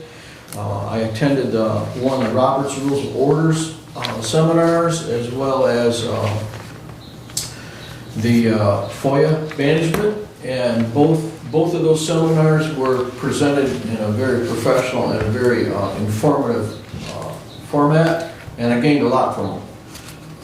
Talking with some of the vendors there was very enlightening, and also shared with me that there are many and numerous grants available to our county in different areas, and I've got information. If you want any of that information, I will be more than happy to forward that to you. While I was gone, Commissioner Ingalls attended the senior center meeting in my place, and I think I need to give him an award for one of the longest meetings that I know of. A 2-hour meeting ended into a 4-hour meeting, and so I'll let him report on that. And that is for me today. And again, I really appreciate Commissioner Ingalls stepping in for me in that place while I was gone. Any questions or comments for Steve? I guess I'll just piggyback on the MAC. Steve and I did see each other a couple times, but we did talk as well about going to different breakouts. So, let's see, when you went to the one, I think I went to the opioid one, and I'd have to look at the agenda. No, oh, the other one was juvenile. Yeah. Juvenile and funding for juvenile. And I think that's when you went to the FOIA one. Yeah. So we, that was one thing we discussed, that we'd split up and try and attend other ones, but pretty good information. Yeah. So. And on top of that, they hand out some pretty good ink pens. They had a full, all 30 slots were filled this year by vendors. So, yeah, there was plenty of Coming ink back pens. finally. What's that? I say it's coming back finally Right. as far as conferences go. Right, exactly. It was pretty well attended to. There were a lot of commissioners there from all over the state. So at least I thought it was. I don't remember, did they give a total number for the day, or I don't remember. I don't remember hearing a total number. But there was a good, when we were all in there for lunch, it was I know last year when we went, it was significantly down from previous years. Right. But that, I think, was their first time back Right. since COVID. Yeah, because I don't think there was probably more than 20 vendors, if that, Yeah. last year, Yeah, whereas it's pretty this spotty. year it was full, as Yeah. far as the vendor Yeah. area. Okay. And again, I would recommend, if you haven't been there, it's an excellent meeting. It was very informative. I learned a lot there. I'm glad I went. Elbow him. He needs to go. He is yet to go. Just saying. Doesn't mean we'll carpool, but everything. All right, thank you for that report, Steve. Brad, your turn. All righty, turn the page here. I do believe I have an action item, so we will start right out with that.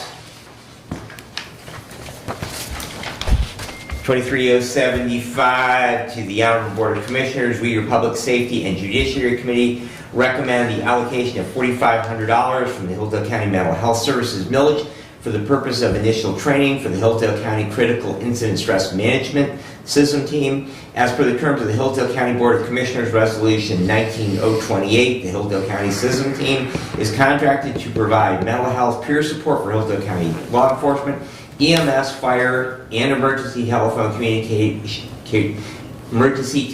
communicator agency personnel.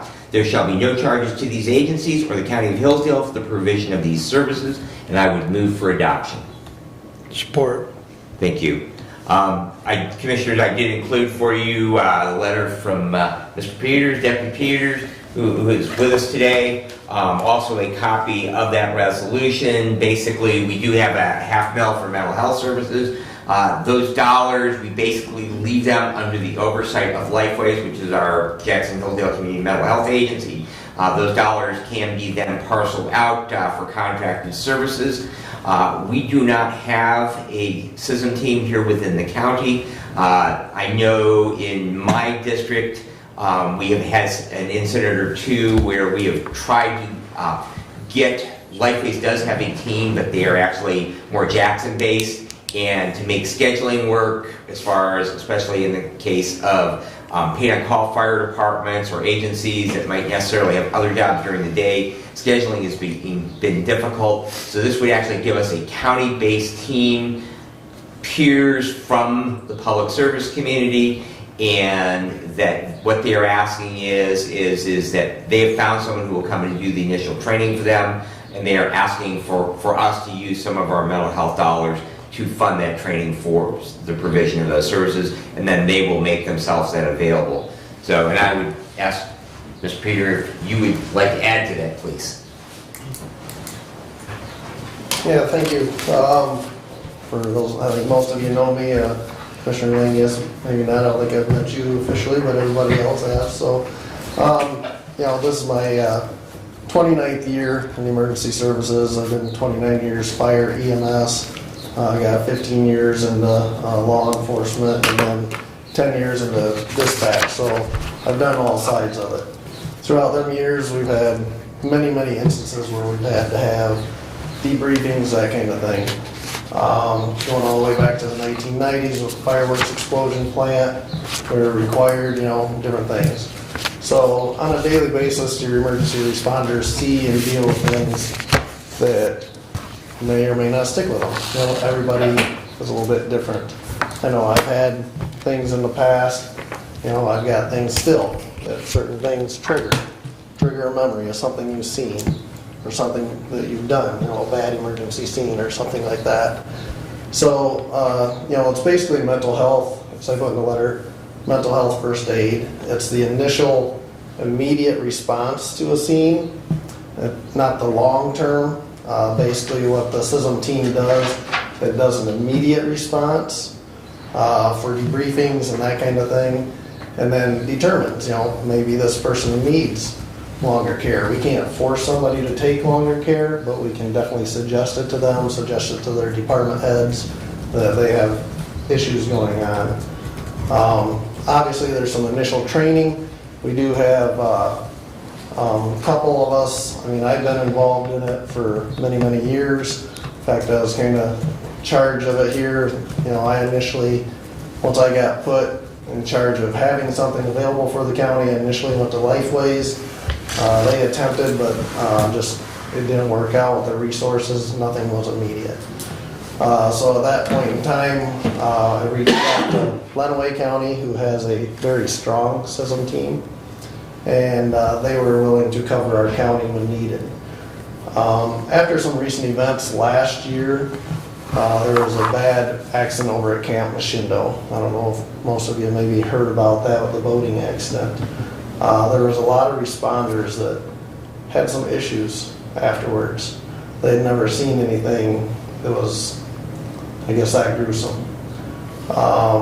And different department heads, there's multiple different agencies involved, and the different department heads, some kind of did their own thing, some didn't realize their people were having issues, that kind of thing. The Lenawee County team was called a little bit later, and they, provided services as needed.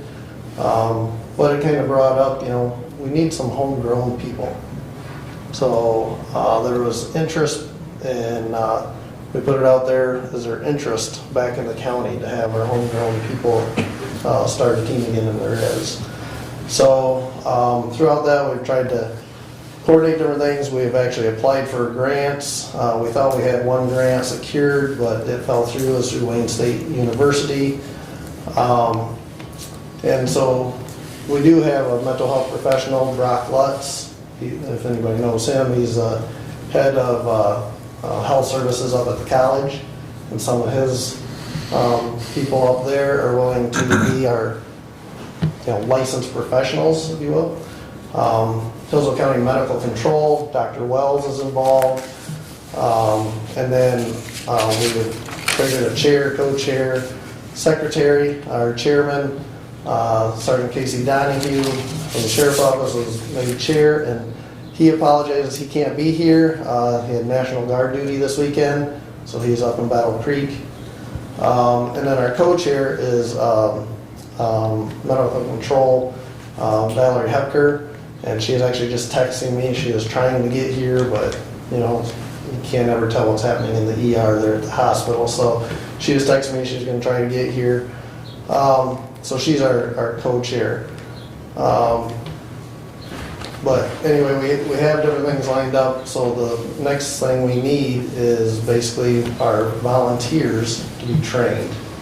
We've reached out to multiple different people that will do the training. And some, like you can go out for bids almost to get some that are super expensive. But we did find somebody that would do it for $300 a person, come down here, give a class. So we reached out to our people that were interested, and we are having them sign commitment letters. And when I talked to Valerie yesterday, she had 13 of them commitment letters back, expecting 2 more back from people that she talked to. So right now we do have 15 volunteers, and they're comprised of law enforcement people, fire personnel, EMS personnel, and then medical professionals like Valerie there at the hospital. So it's kind of a range of people. Pretty much when you go through a traumatic event on a scene, and I'm a fireman, typically that fireman wants to talk to a different fireman because they know and understand what they're going through. Okay, so it's not just all one group of people as far as being law enforcement or EMS or fire. We actually have a mix of everybody. I know there's 3 of us from the sheriff's office. I brought it up to my fire department. I think there's 8 firemen. There's like 3 EMS personnel, and then a couple miscellaneous. So, and then a lot of us do multiple different things. We have 2 people from dispatch that are also going to be part of that team as well. So, but right now we do have 15 commitment letters out there. So we're just trying to get the funding to get the initial training to get started, because we want to get started. Lenawee County has been great. They're still offering to help us, get our feet wet and that kind of thing as well. Back when Lenawee County started, I actually joined the Lenawee County team, so I've been on their team, and they're great people to work with, so I know they'll give us any support we need to get going. But again, the interest is to bring it back home, homegrown, and from there. So just trying to find different ways of funding to get the initial training. Steve? So where is this training gonna take place at? Where's your headquarters, where you operate out of? Well, like I said, it's comprised by different members. Central Dispatch has offered their building and their meeting room, so they said that we can have it there at Central Dispatch in their training room. Okay. And that's where we've been meeting when our groups have been, we've been getting together and meeting. That's where we've been meeting at, the Central Dispatch. One other question, so, the people doing the training, are they certified in Yes. mental health? Yeah, so Valerie, if she was here, she's been the one in contact with them. I can't tell you exactly, I know they're certified. There's actually, once you get trained and get your feet wet, there is actually a instructor course, and I know there's a couple of our volunteers that have talked about that moving forward. They might possibly go to an instructor's course to become an instructor. But it's a national standard. It's not just a Michigan standard or a Hillsdale County standard, it's a national standard that you're supposed to be trained at. Okay. Yep.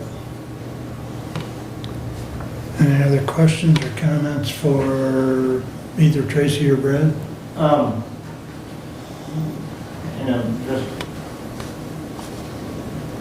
We currently pay all of that millage money to Lifeways. Okay? Lifeways has distributed some of that millage money back to the Spark program here in Hillsdale County. It will be forthcoming, but yes. Or, It's distributed on a billing, right. But Lifeways has worked with the Spark program Correct. in Hillsdale County. correct. On this, why wasn't this request sent to Lifeways and Lifeways fund it with those millage money that we're sending to them? So we've kind of worked in a circle, so to speak. I have had communication with Mary Beth that I have also communicated to Brad. And I think it's important that this resolution be passed so that then this resolution could be handed over to Mary Beth as if nothing other than a request that's trackable, because she has indicated that since it's a minimal request, she can support it with the mental health dollars. So, so I think this is a formal request, not just from the group of volunteers, but from us as a whole. Well, the way the resolution is written, this is not a request. This is written that we're gonna pay $4,500 out of our Millage dollars. millage dollars for this. And that's paid by the county direct to the Hillsdale County Critical Incident Stress Management Team, or for their services. And that's not a request that Lifeways fund this program at $4,500. That's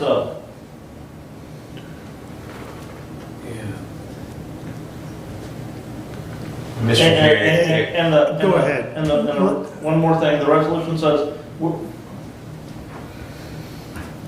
that the Sims team is contracted with the county, but yet I see no contract.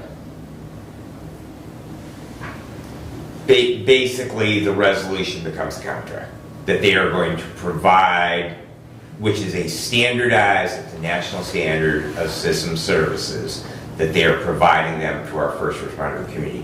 But as far as in looking at the language that was passed in 2019, it talks about those mental health dollars and them providing contracted services with them. So, and the language, and because the CISM team is actually a private entity, they're not a governmental entity, and so we get into, as far as passing public dollars on, we have to have a contract for services. It's not unlike when many communities contract with Domestic Harmony to provide counseling services and other services that they provide.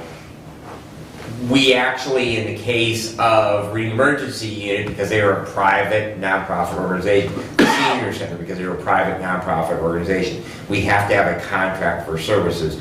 And so, therefore, the language is parsed in that manner that we can pass those public dollars on. So, but I tried to take from the resolution the way that it was crafted in 2019 by former Commissioner Caswell, as far as how those dollars would be distributed, that it appears to me from that resolution that we have control over those dollars. We can direct Lifeways where we want them spent, much like we do with the Spark program. And that is all we are doing with this resolution. We are directing Lifeways, who is the fiduciary for those dollars. Honestly, as part of that discussion, I would like to see that resolution from 2019 in the future recrafted. I don't think that it effectively communicates how we want those mental health dollars directed, but that's a topic for another day. And again, my language in this resolution I'm presenting today is based upon the direction that is given in 19. So is the county treasurer going to pay this, or is Lifeway going to write a $4,500 check? It's recommending an allocation of $4,500 from the mental health service millage, and those millage dollars have already been placed in the capable hands of Lifeways as far as distribution. Right, They're they're held by allocated. the county Well, I treasurer. understand that, but no, this will come through Lifeways. Mary Beth has already indicated she can move the dollars around to handle this. And I've got an email to that effect if you'd like to see it. So, It doesn't state that specifically, that they're gonna come from Lifeways, no, okay? And for me to go with this, I would have to say that it would need to be specific in that respect. So I understand where the funding is coming from. In other words, it's not coming out of Hillsdale County's millage. Well, they are coming out of Hillsdale County Yeah, but millage it's because we have made them the fiduciary for those dollars. Yeah, I understand that, but in contract, I would like to see it read that way. That it's coming directly from Lifeways. In other words, we're giving Lifeways millage money, and they're responsible for it, and then we are coming back through this and asking them to spend $4,500. In other words, right? And if we, your Public Safety and Judiciary Committee, recommend that Lifeways allocate $4,500 from the Hillsdale County Mental Services millage for the purpose of. Yeah. so you're asking for a friendly amendment. Oh, we don't, let's just do it as an amendment. I move to amend the resolution by inserting the word Lifeways after recommend. Hold on a minute, I lost the bloody thing. All right, go ahead, please. Move to amend Resolution 23075 with the insertion of the word Lifeways in the first sentence after recommend. And then we just simply change to allocate rather than allocation. And change, and delete the, and change allocation to allocate. And Okay, remove of. If I may too, so our group that we came up with is Hillsdale area, not Hillsdale County, Hillsdale area SISM Association. So Hillsdale area. So. And I would move to correct that verbiage to Hillsdale area. Critical incident stress management. Yeah, and the reason we did that is because we work with neighboring counties all the time, and if we have an incident where Addison's over here, or, Branch County's over here, we're gonna include them, so it's Hillsdale area, not just the Hillsdale County groups that. so you're making two amendments, the Two one. amendments with one motion, one. Right, and that's fine. So we're inserting Lifeways and change an allocation to allocate, and then down at Hillsdale County Wherever it says Hillsdale area, County. we'll insert the word area. Where- Instead of strike the word county, Hillsdale area SISM. It's Hillsdale area. Okay, so it's one word.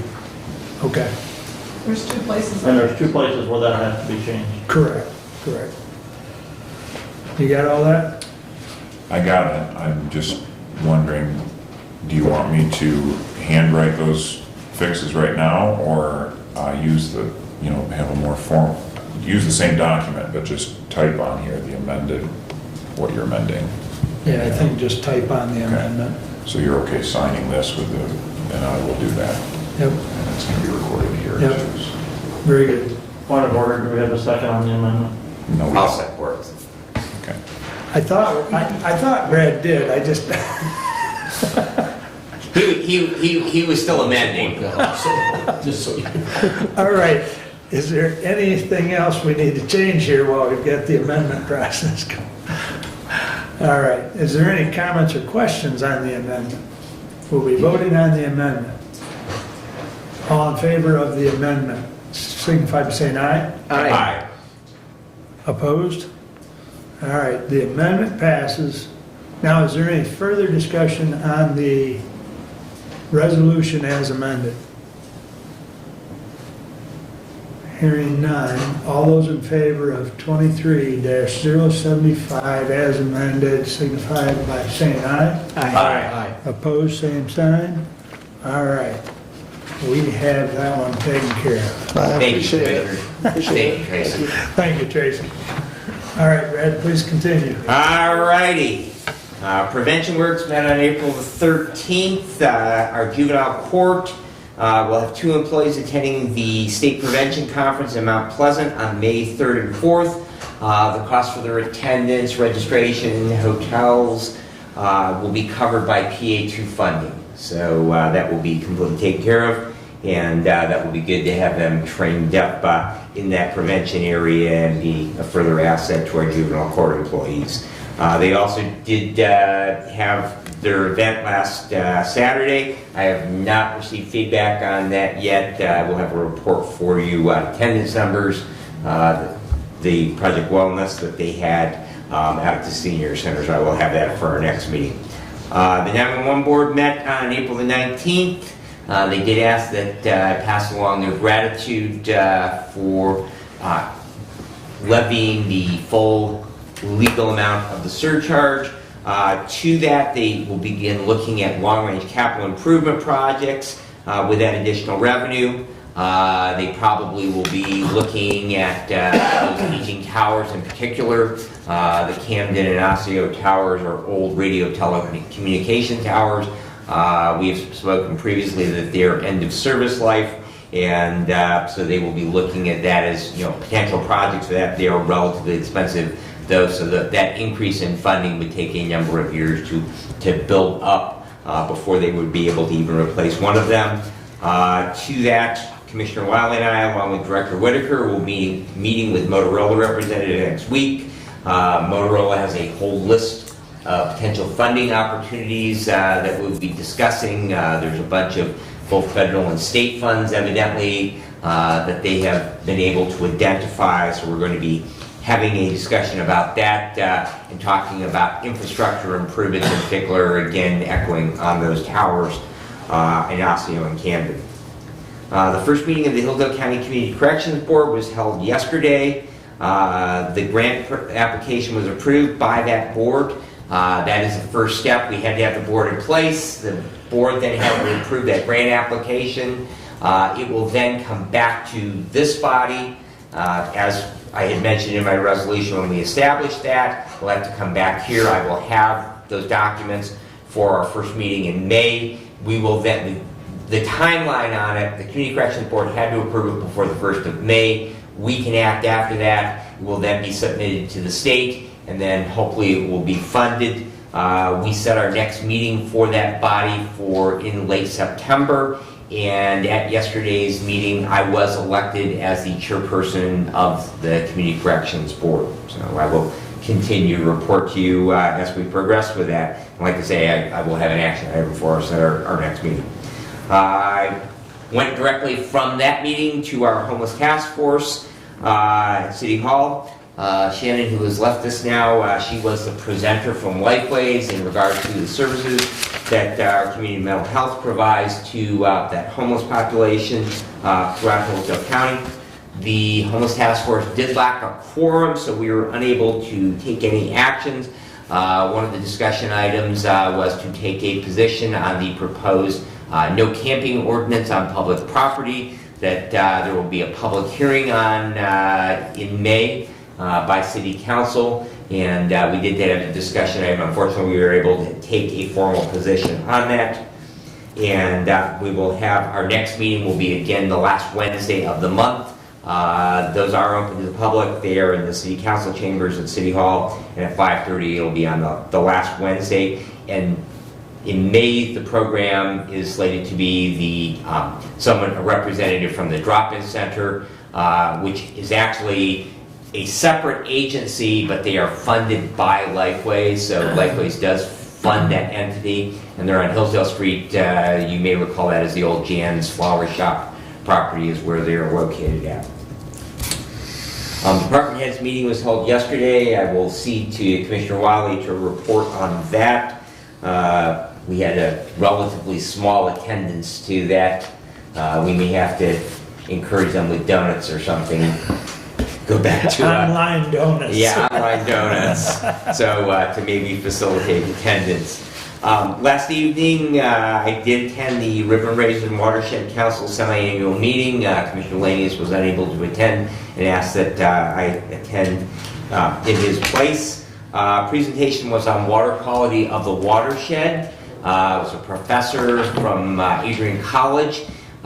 Very interesting. The water quality in the River Raisin watershed is actually better than a number of the rivers throughout our county or throughout the state of Michigan. It was pretty interesting. I do have both the agenda, the financial report from that, and also a copy of the latest, and I will leave those back in the Commissioner's office for any of you who would like to see those from that meeting. Also, there had been some discussion at last spring's semi-annual meeting in regards to increasing the dues.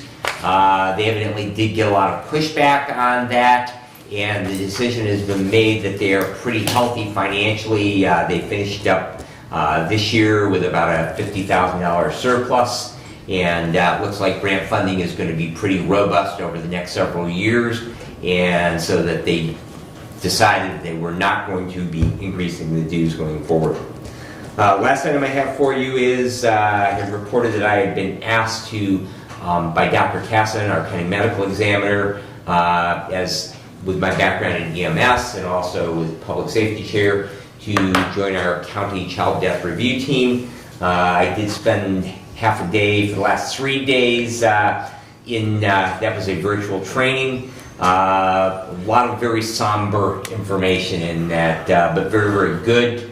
I think probably the one component that stood out was a segment yesterday on vicarious trauma. Much of what we talked about with our SISM team and the cumulative effect that occurs upon first responders as they respond to those events, and particularly in relation to the juvenile population. So did complete that, very good training, and we will have our first meeting of that team in May. And that concludes my report unless there are questions. Thank you.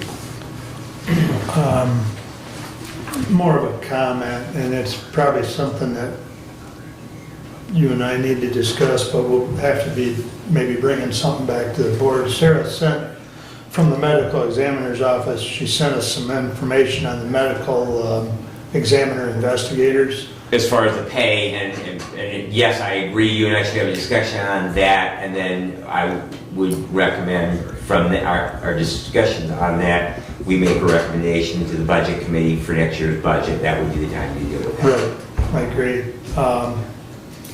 The other thing, and I can't remember, was there a kind of like a fact sheet or a promotion sheet in that last email? I don't recall that there was. Okay. I believe it was more just a breakdown on what the pay was, and as they increased their proficiency in that area, that there were some increases built into that. I'll reach out to Sarah because I think she has a flyer. Because one of the things when Brad and I were up there about a month ago,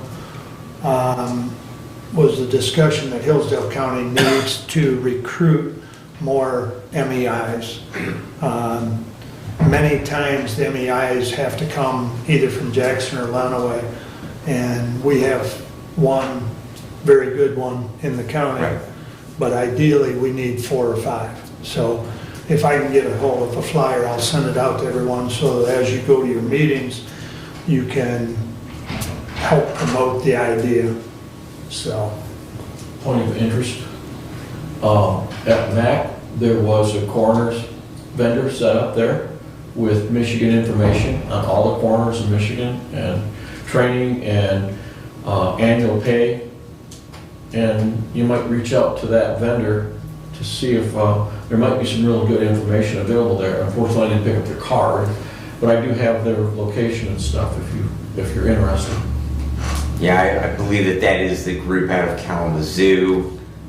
They have made some overtures in the past that they're basically trying to grow their business. yeah. So, I don't think I went around that particular vendor, but, yeah, I think Brad's probably right, because they've normally been the one yes. that's there. Right. Well, might be a quick source for information, Yeah, you know. all right. All right, any other comments or questions for Brad? Doug, I believe you're up next. Thank you. We moved Resolution 23070 from the consent agenda, and I bring it now to the Honorable Board of Commissioners. We recommend Board Chair Mark E. Wiley, be authorized to sign the real estate purchase and sale agreement between Hillsdale County and Hillsdale Renaissance LLC for $330,000, and then to send the signed agreement to Hillsdale Renaissance LLC, respectfully submitted and so moved, Chair of Facilities Doug Ingles. Support. Moved and supported. This is a follow-up resolution to the motion that was done at the last meeting. So I believe you asked for it to be pulled? Yes, and it's just simply because it was not a unanimous previously, and for purpose of recording, I would just simply requested that this be brought down here and it be done by a roll call vote. Thank you. Any other comments or discussion? Just a quick question, Chair, your name in the resolution is Mark Wiley, and I know that you prefer Mark E. Wiley, and on the signature line is Mark E. Wiley, so I don't know that we need to address that. Yeah, when it says, no, that's different. That's the right one. Yeah. Probably should be inserted. What do we want inserted? Oh, right up here? Middle initial. Okay. Yep. I Ed can make that. can get that, yeah. Yeah. I also did not create this document, just. Good catch, though. All right. Anything else? Roll call, please. Commissioner Benton, No. Commissioner Leininger, Yes. Commissioner Ingles, Yes. Commissioner Lanius, Yes. Commissioner Wiley. How did I vote last time? I'm gonna vote no, but it'll still pass 3-2. Thank you, Commissioners. Yes.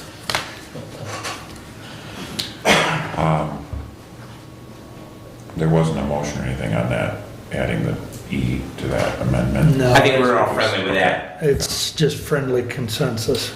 Right. So it passes by roll call 3-2, so 2370 is on file. Please continue, Doug. Thank you. The next action item is Resolution 23076. To the Honorable Board of Commissioners, we, the Board of Commissioners, authorize the lease between Hillsdale County and Hillsdale Renaissance LLC for the annex located at 49 North Howell Street, Hillsdale, Michigan. The lease is to start the day of closing and for a term of not more than 5 years and 6 months. Furthermore, we authorize the chair, Mark E. Wiley, to sign the lease agreement. Respectfully submitted, Facilities Chair Doug Ingles. Support.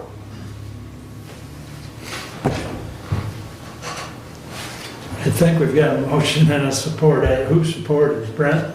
Or- It's fine, Commissioner. Okay, Brent supported. All right, please continue. So the lease has been reviewed by our attorney, has been sent to Hillsdale Renaissance LLC and signed and returned. We have their signed and returned copy of the lease.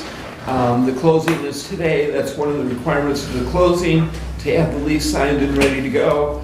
And we'll have more to talk about as we go through this process. For today is a big day with the closing on the sale of the annex. So this lease document has been signed, and this is asking for the authorization to approve the lease and to authorize Chair's signature. Okay, any further comments or discussion? And I believe, Since how it is a lease of real estate, I would ask for a roll call vote on that, okay. Mr. Chair. And if you'd like, I could discuss some of the basic terms. I think everybody's had a chance to look at it. Okay. I think we're good. And I'm trying to remember, Hillsdale Title, correct? Is where- Mid-state, yeah. Yeah, mid-state, That would come up in the next resolution. Yeah. correct. All right. Any further discussion on the resolution at hand? Roll call? Commissioner Leininger, Yes. Commissioner Ingles, Yes. Commissioner Lanius, Yes. Commissioner Wiley, Yes. Commissioner Benzing. Yes. All right, resolution 23-076 passes by roll call 5-0. Please continue. Okay, as I switch in our diligent, that does move around a little bit. Do you need it, Commissioner? Nope, I got it here.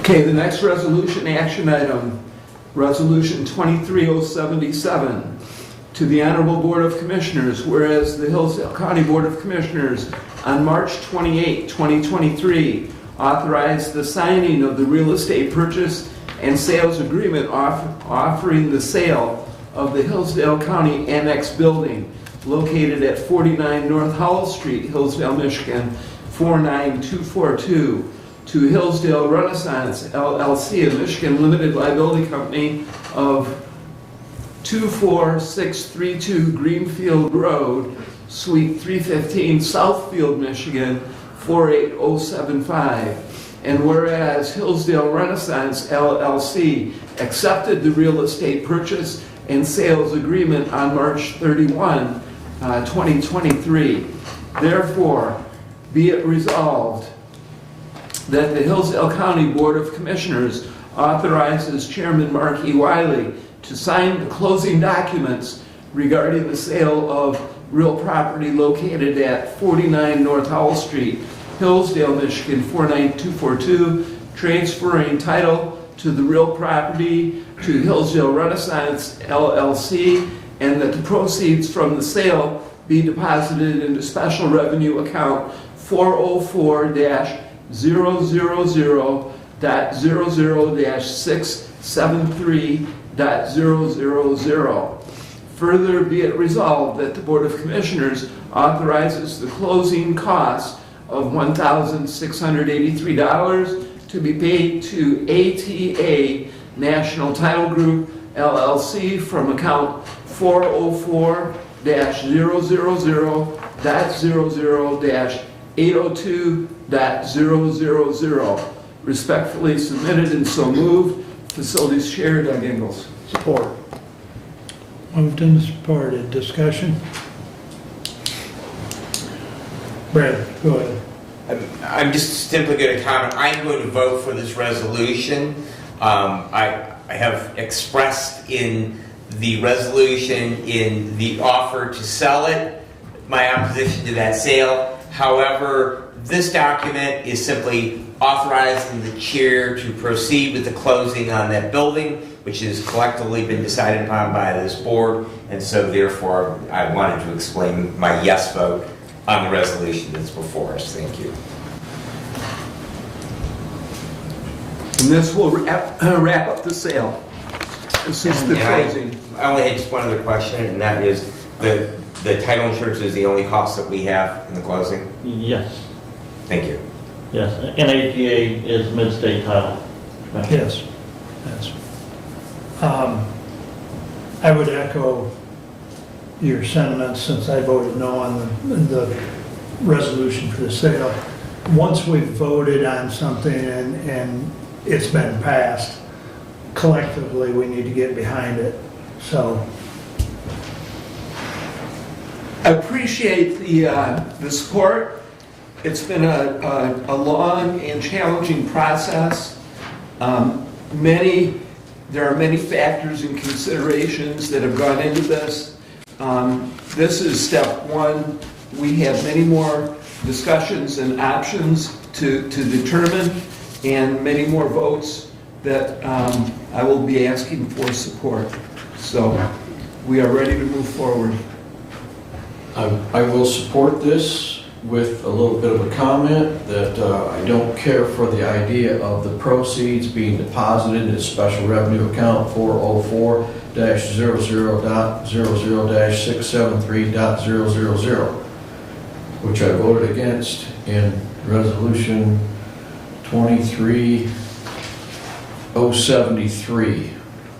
I would personally and prefer that money would be set aside for the new court renovations or moving and be assigned specifically to that account. However, that's already been passed and water under the bridge. And respectfully on that, Commissioner, in essence, that's what we're doing. We're setting up a special revenue fund for those proceeds. We're not depositing those funds into our other special revenue fund, which is our capital improvement fund, which is where we're expending money out of for repairs to the historical courthouse, and where we're expending other capital improvement monies on, okay? It's not our special revenue fund where The money can be deviated anywhere else. we can deviate that money elsewhere after we put it into that fund, but that takes action by this board, okay? But we haven't finalized that eventual action as to where we're going to go, Okay. okay? And so by setting it, it's not going into the general fund, Right. okay, which at the, could be added to the general fund balance. This is setting it aside and saying we're going to reserve those funds for the future needs of the facilities of the county, but it's not going into the capital improvement fund, which is another special revenue fund Right. as well, so. Right. Okay. And we're taking the cost of that closing directly out of those funds as well. So, Good sales pitch. Any other? Well, really, it's a little more than a sales pitch. It's a strong statement by resolution of intent. Comment? And I was just going to echo Commissioner Weininger's. It is one of the nuances of government that because you have a fund that you place dollars into, and you have a preference to place it into a different account, but the reality is that a public body can move those dollars unless there is a delineated funding source. So in other words, we can't take ambulance millage dollars and transfer them to another place. We can only expend those on ambulance, okay? We can't take senior center dollars and expend them in another place. They have to be allocated for the provision of senior services in Hillsdale County. However, with these type of funds, regardless of what account you place them into, this body, as elected right now, or any future body that might be elected and seated, can move those dollars around and reallocate them. So I appreciate, but I also wanted to educate, having done this both at a township level and at a county level, that regardless of what dollars you put them in, if it is a special revenue fund, if the source of those funds wasn't marked by a ballot issue or other provisions, they can always be moved around and redirected. So I hope that expresses your... I understand. I understand. I will support this. No, thank you. Further comments? I just have Stephanie, a please. question regarding the insurance on the building. I did not read the contract. Are we covering the building till we're out, or does the Renaissance cover the building? Doug, you want to address that? I believe that we have the expenses for the first 3 years. And it's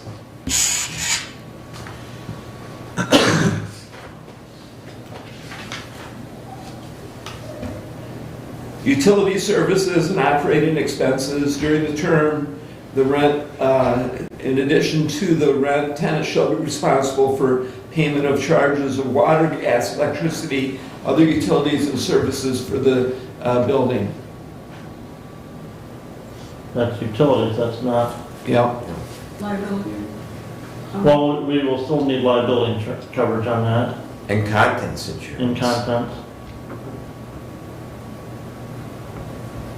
Well, we're up- During the, throughout the term, the tenant shall maintain public liability and property damage insurance coverage through an insurance carrier reasonably accepted to the landlord. So the insurance question is answered. Where is that at? Section .8, insurance and indemnity. Okay. Thank you. We're at the renewal time, so I just wanted to make sure. Yeah. I've been reading lots of paragraphs lately, so I had to review and refresh. Doug, please make sure that a copy of that gets to Stephanie. I will. This copy goes to you for signature. Along with this copy. Yep. Okay, Mr. Chair. please. And I direct this question to Commissioner Weiner, since he is the subject matter expert in the room.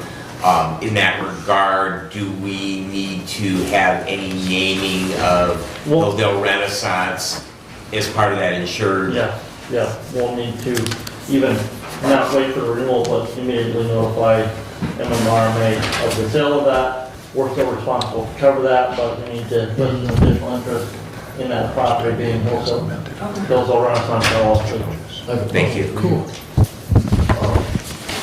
With the change in ownership of the building, would the policy change now because we're not carrying insurance on the building No, itself? according to the lease terms, and that Commissioner O'Neill just read that, we're still Okay. responsible to insure the property.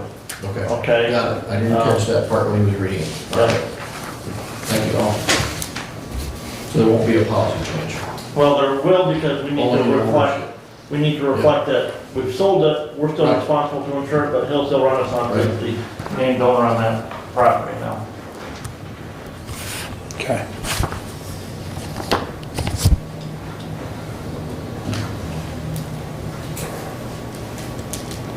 Roll call on this, if you would. Thank you. 23077, correct? Correct. Yes. After all this discussion. Okay, we will do a roll call on 23-077. Commissioner Engels, Yes. Commissioner Lanius, Yes. Commissioner Wiley, Yes. Commissioner Benzing, Yes. Commissioner Leininger. Yes. Passes 5-0. 5-0, it passes. Please continue, Next Doug. action item, Resolution 23-078 to the Honorable Board of Commissioners.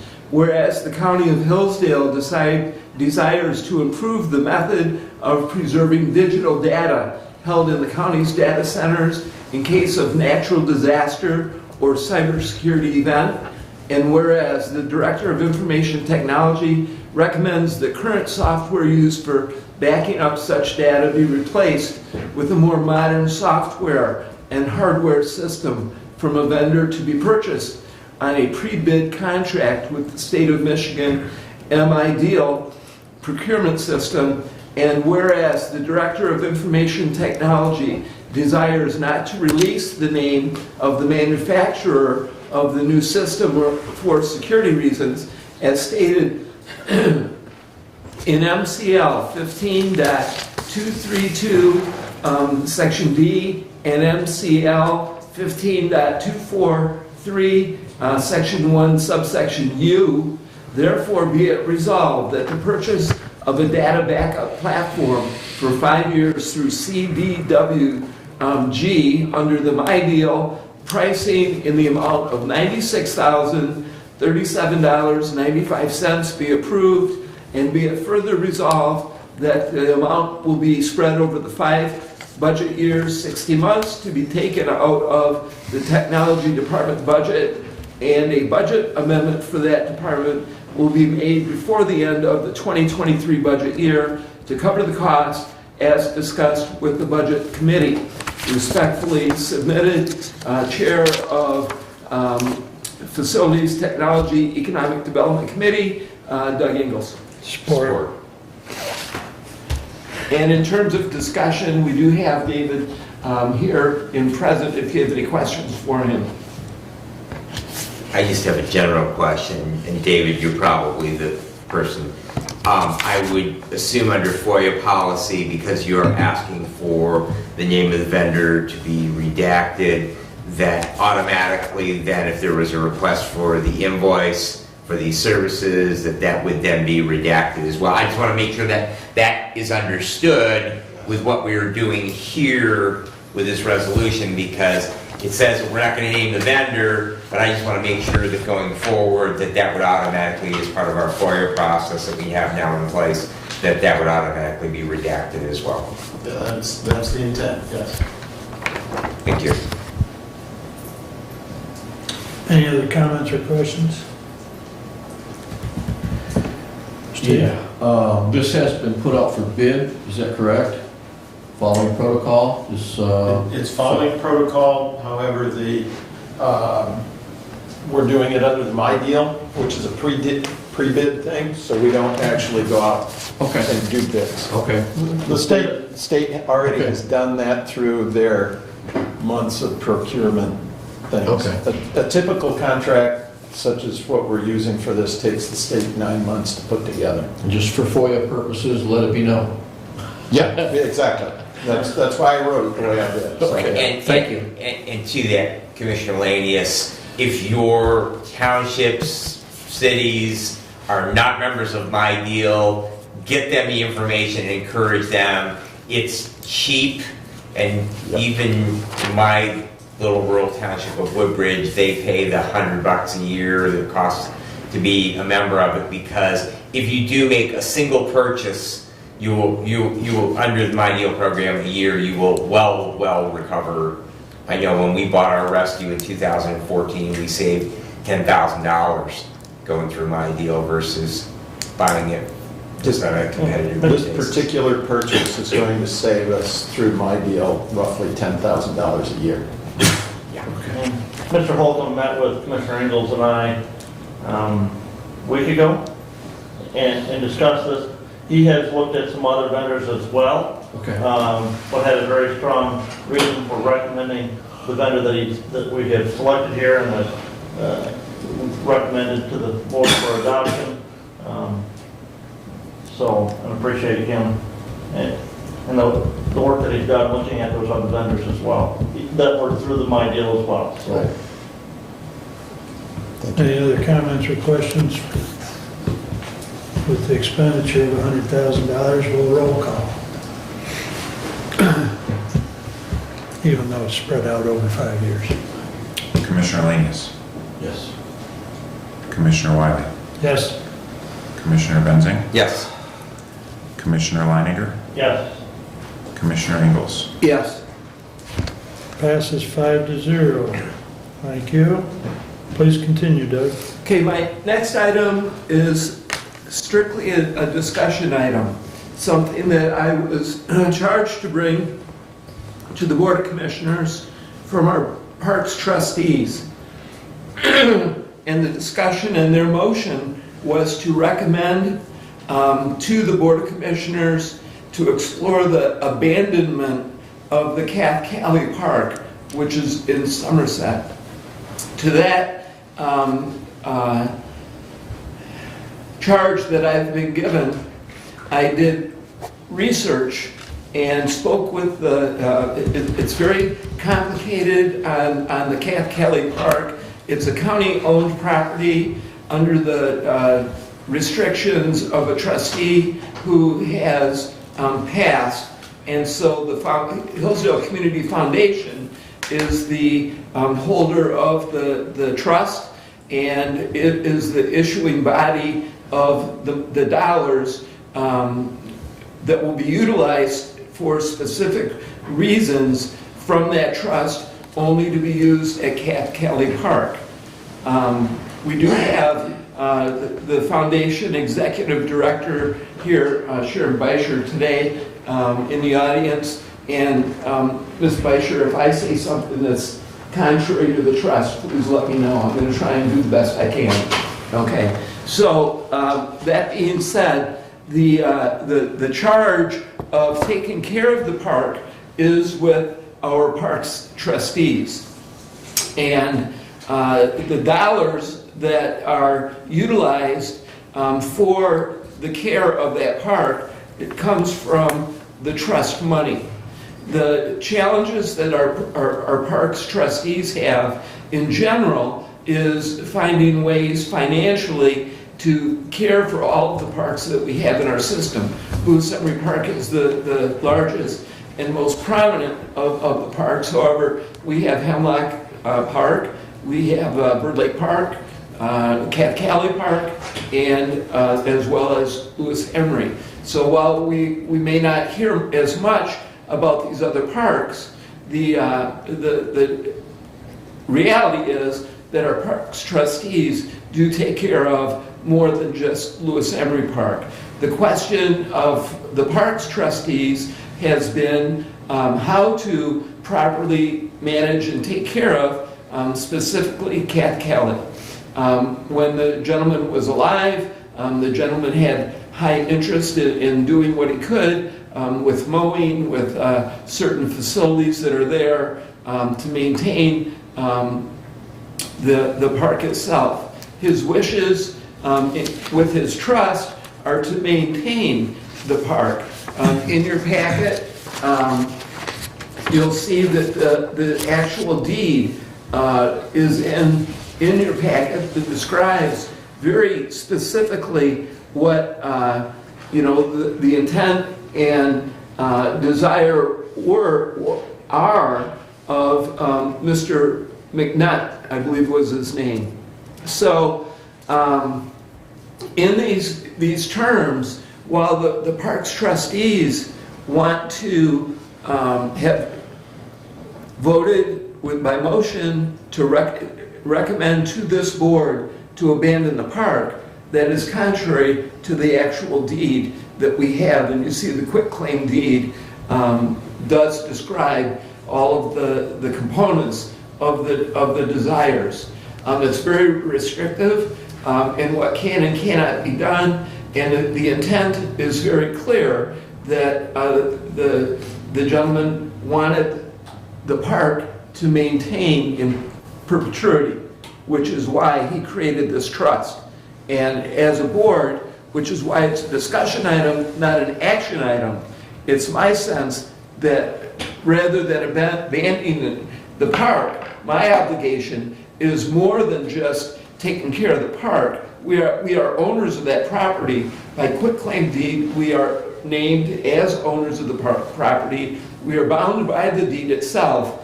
And my intention is to fulfill, as best I can, the wishes of the gentleman that wrote the trust.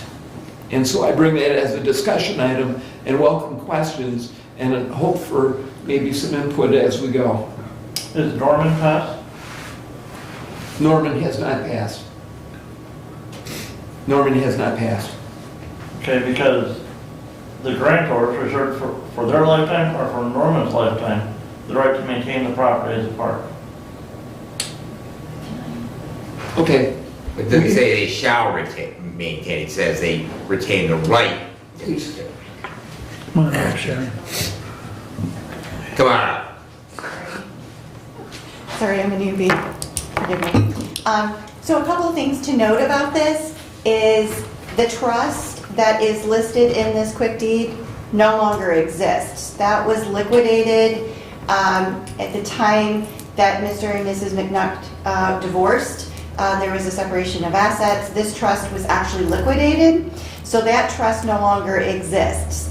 So while Norman is still alive, Norman would like payment to maintain the use of the cash, but in Mr. McNutt's final wishes in his trust, he indicated that funds can only be dispersed to the Parks Commission. But the Parks Commission could then disperse those to Norman. He could. In the trust, I think the challenge in talking with Mr. Godfrey, we sat down, in the use of the funds, Mr. McNutt had a priority area of how he would like his funds used. And the priority area was equipment replacement, safety issues, children's activities. He did not wish to cover things like the mowing of the grass. And so when I talked to Mr. Godfrey, I asked for them to kind of make that a priority. If money was left over, our Board of Trustees does have the ability to reallocate a small portion if that keeps the park open. But we did not hear back from them on what that might look like. If I may, and you can tell me if I'm not entitled to this, what is the annual revenue generated from the trust for the maintenance of the park? So also a tricky question. The estate has not been closed. And so we have not received the final payment from that estate. And the spendable is calculated on 12 rolling quarters of the fund balance, and a 4% is allocated per our spending policy. Right now, we're guessing about $5,000 a year. But that is a guesstimate on my part.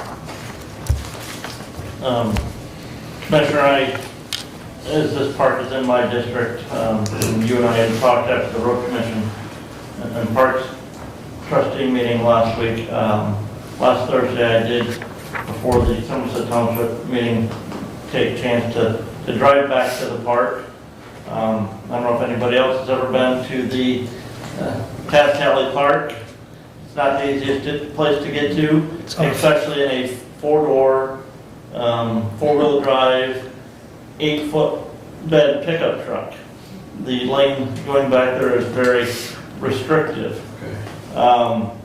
Couple of things that I noticed is there was looks like some damage to some of that park equipment here in a recent ice storm. Some trees came down there on some of that, so there's some concern there. I also noticed in the lane back to there that there's some trees that need trimmed because of their well, one is broke off and as part of the ice storm could come back onto the drive.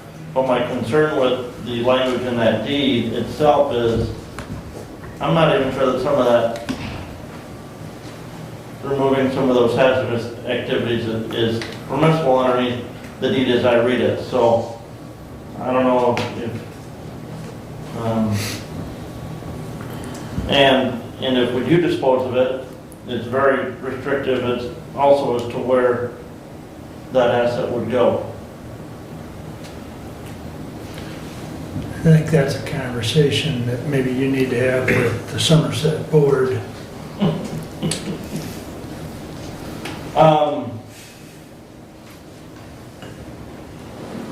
Yeah. I mean, as Doug said, this is a discussion item, and I think, you know, we don't need to decide anything today, but I do think there needs to be more discussion between, you know, maybe Doug and Brent both talked with Somerset or with the Parks Committee, or both. And then if we need an action item, fine, but I think we've got all the information we need now. But go ahead, Brad. Thank you. I'm just going to add some historical perspective. I recall I served with Commissioner Wassenheiser, who helped facilitate the county receiving this park. It was always a rather tenuous relationship between the Parks Commission. I used to be the commissioner representative to that body. It was always a rather tenuous relationship between Mr. McNutt and the Parks Commission. Also, the Parks Commission has had a rather challenging relationship with the Community Foundation and never specifically been willing to play well with others in that sandbox. Adding to that we have a number of parks, as Commissioner Ingalls has stated. A number of those parks have restrictive deed covenants in regards to how we might dispose of them. So we, historically over the years, I think Hemlock, we got back like in the 1940s. It's been county property for a long, long time, but it has some restrictions as far as the disposal of that. So we're kind of stuck with it. This is another one of those parks I think that we've kind of become stuck with. And just as for subject of the discussion, I would be very open to the idea of, I know the Nature Conservancy owns a pretty good chunk of land down in my district, down off of Sellers Road, where the red belly water snake has protected habitat. They also own some property that is right on the Jackson-Hillsdale County line. If you take Round Lake Road north, Commissioner Weiner, that's in your district, and I'm not quite sure if it's in Hillsdale County or not, with South Jackson Road, Round Lake Road, but they own some property there. But they would be a similar organization who already owns property not only within our county, but adjacent to our county. And it might be the time to have that discussion where we consider ceding our interest in that park to that organization.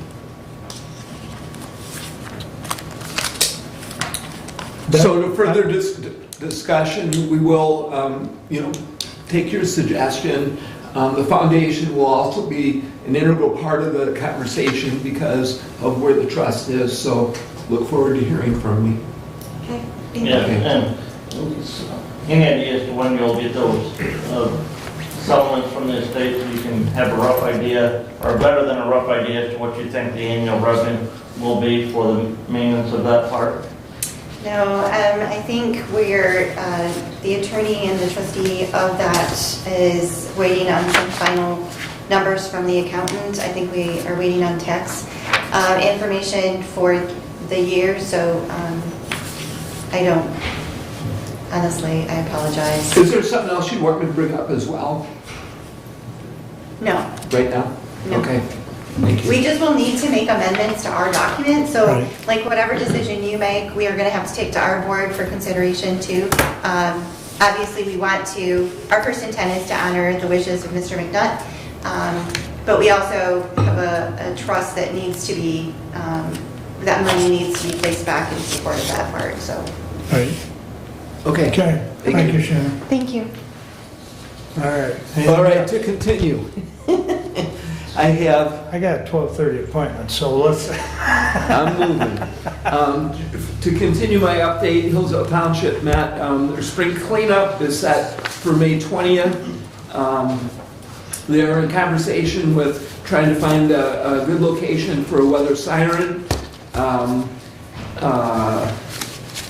The road commission is working on projects coming up. They have Camden Road, which will begin on May 1st, and the scheduled finish on that project is June 23rd, with Montgomery Road to follow in their summer work project. Those are two items that they have that they're working on. Hillsdale City Council, the Westwood Street project is on track for a 2024 completion.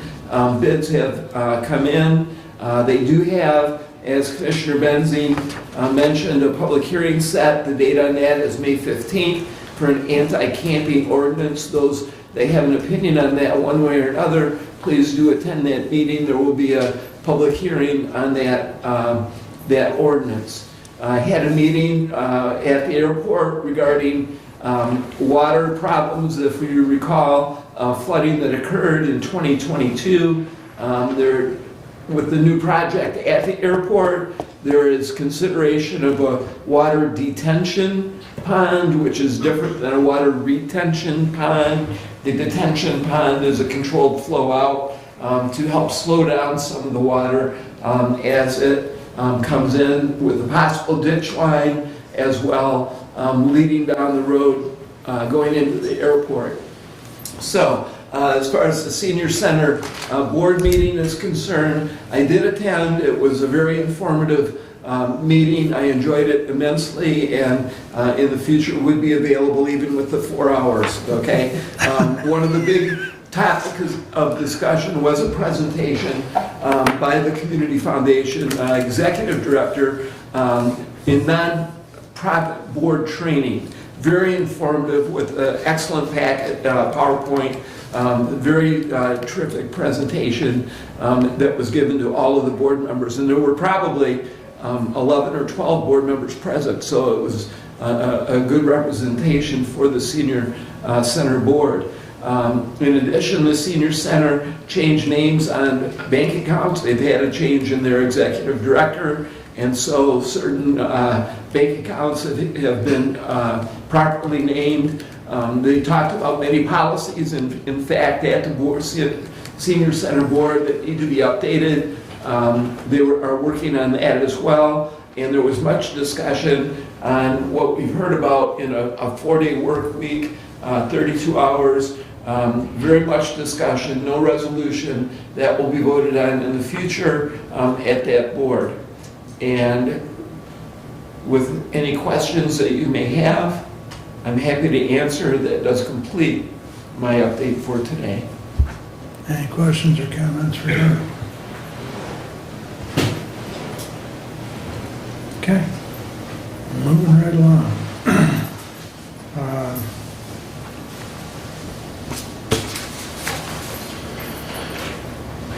I have no action items, however, you'll see some things there as far as discussion on county early voting. Abe has provided some informational pieces there for you to read. There's a letter to the board, there's signed letters of intent, early voting cost estimate. Also, the facilities, we met earlier this week. The discussion was to use the old treasurer's location, much as the clerk's office has been using for about a year or so for voting materials, etc. There's going to be some minor fixes like paint and carpet, and that'll continue to be used. I guess at this point, is there any questions as far as the early voting and the centralization of that event? The only comment I have, and the deputy clerk knows my stance on this, I don't think that room's the best room for that. I think the public would be better served if we utilized the conference room at the MSU Extension office for that activity.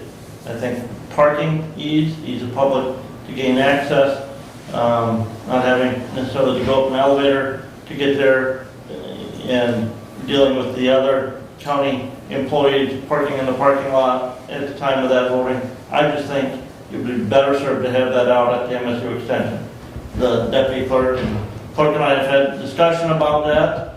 I understand their concerns, but I just think that for ease of access to the public, to me, that's the better place for it than at the old treasurer's office in the courthouse for that.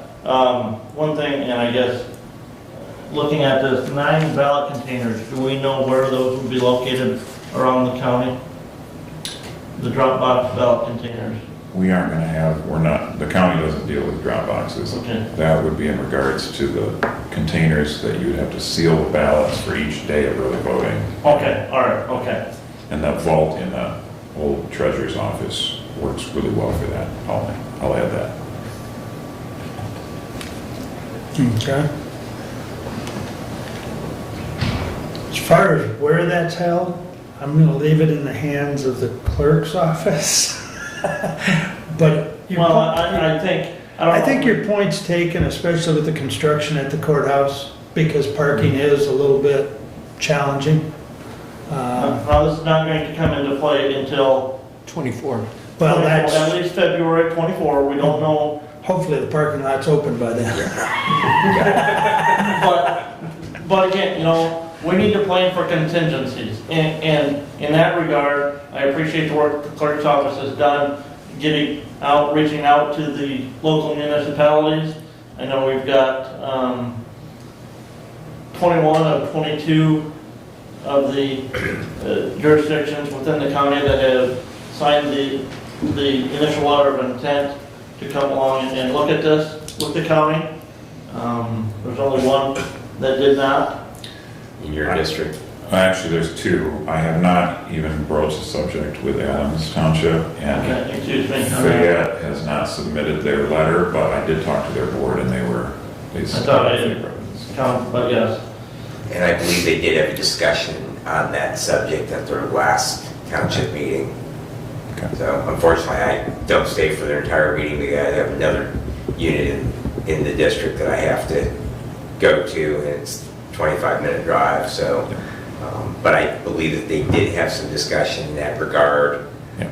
And I think that probably that the outcome of that will be decided next week of whether they are or not. You're talking about Adams, right? Adams, So, yes. I went to that meeting. I must have showed up after you left, but. Okay. yes, yeah. Yeah, and again, so I think it's good that the clerk's working on this. You know, this 9-day early voting is a constitutional requirement in Michigan now. By the voters at the last election. Voter-initiated legislation is never good. Yeah. Okay. And so, yes, but yeah, I think location and those things are still to be worked out. Understand, and I think this piece is for information, so that everybody understands where this is headed. Doug? So there is something that will require action though soon. Yes. And that would be the dollars to be spent on any renovation that goes on. Not really renovation, but we had talked in our meetings. Yeah, Yep. we had talked about perhaps $10,000 to $12,000 that's currently not budgeted anywhere. And if that this board would need to authorize and determine which line item that those dollars come from, and whether or not it would be come out of the facilities department, and then an amendment. The process of those dollars will need to be talked about and acted on. In the very near future. But at this point, Yep. there will be no money spent Right. because it has not been budgeted. Hasn't been brought forth to the board. Right. Very good. Anything else on that? Next item, you all received a letter from Abe, and you all received a letter from Judge Lisney as far as a staff position. You're all aware that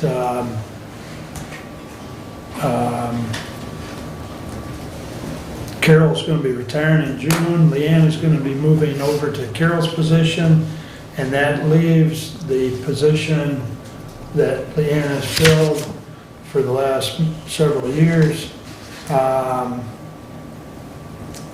And it's an integral position, as Judge Lisney pointed out in her letter, that that position is vital as far as managing juries, the family law docket, reconciliation of bond money and restitution. We have an interested party, or should I say the clerk's office has an interested party, and they are requesting, and I would propose that we support the clerk to fill that position at level 5, year 9.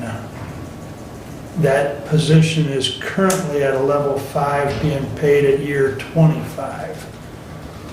So, I know that position's level 5, year 20. That's correct. year Currently. 20, I'm sorry. She's not Carol's, 25 yet. Carol's Yeah, at 25. Carol's 25, but Yeah, Leanne's I'm not. sorry, Leanne's 20, I'm sorry. Thank you.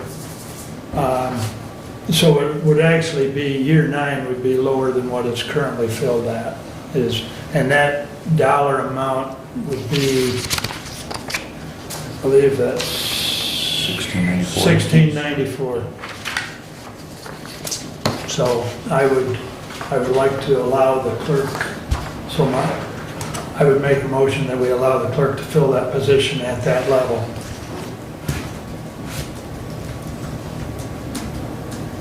Do I have any support?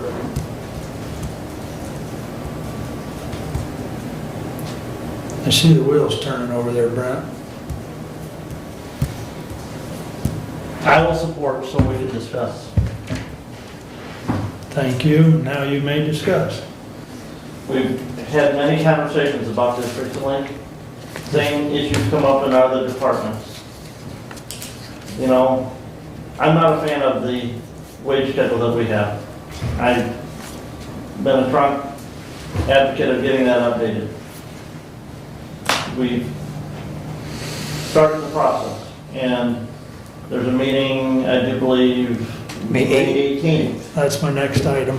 And, you know, kicking off that process with all the employees. We've recently had, in the budgeting process last year, had another department head who had hired an individual at the higher rate. That individual's been here many years. Wanted to add some years of service to them to reward them for their advancement in work and those types of things, and that was denied. We had some other department heads recently hire individuals and wanted to bring them in at higher than the higher rate, and they were told, we have a higher rate, we bring them in at the higher rate. If we're going back to Commissioner Benzing, we've started this process, we've got to stand pat, or you're gonna do for all what you do for one, and so I can't support it. I know there's the talk that this individual at the clerk's office may be looking at may have some other experience in the county already, you know, so they wouldn't necessarily be coming in at the higher rate, they would be coming in at whatever year level they're at now. Right. But at that level 5 and so forth. You know, we had this issue a year ago when we had somebody from one department who was level 7 leave that department and go to another department, but that position was level 6. And we took a stance that moving, you don't keep the same level, you go to whatever the position is where you're going. So you still keep the years that you're at, but you don't change levels. And so with that, like I said, with the recent other decisions that we've made, I've got to say no at this time. Brett? Thank you. Thank you, Commissioner Weiner. You basically stated everything that I would have in speaking in opposition to the motion. It is imperative that we have the same answer that we've had for every other department head. Every position that we have considered, suggestions in regards to either level changes or year changes have been that it's a very, very important position, it's integral to the operation of the department, and I don't disagree with any of those statements. But we're spending a bunch of money for classification study and a wage study, and we need to have a unified message that once that is complete, then we will make those adjustments. And I'm absolutely certain there will be adjustments, and some of them will be painful from the budgetary standpoint. So, but I just would like to point out that this did come to management and personnel. We were split in regards to it, as you can see right now. And so that we did not have a recommendation from that committee. So I appreciate Commissioner Wiley bringing it. I appreciate the clerk's office bringing it to the Board of Commissioners' attention. But I am in complete agreement with you, Commissioner Langer. We simply need to have the same message that we have given to every other department head that has made a similar request to this body. I appreciate my co-chair's candor. Anyways, is there further discussion? All in favor signify by saying aye. Aye. Those opposed? Aye. Fails 4-1. So, thank you for your consideration. Moving along, I do have 12:30, so I will move along. As Brent started to allude, there is, and was the Zoom link on the message of the day? I don't remember, for the May 18th. Not yet. Okay. Everyone's invited, all employees, everyone's invited to May 18th, 10:30 and 2:30 is kind of the preliminary of the comp study with Mark Notley. And it'd probably be mostly him talking, but there'd be a little bit of Q&A. And then I understand there's a form, I think Derek said there's a form that is going to be filled out by, I believe, by everyone.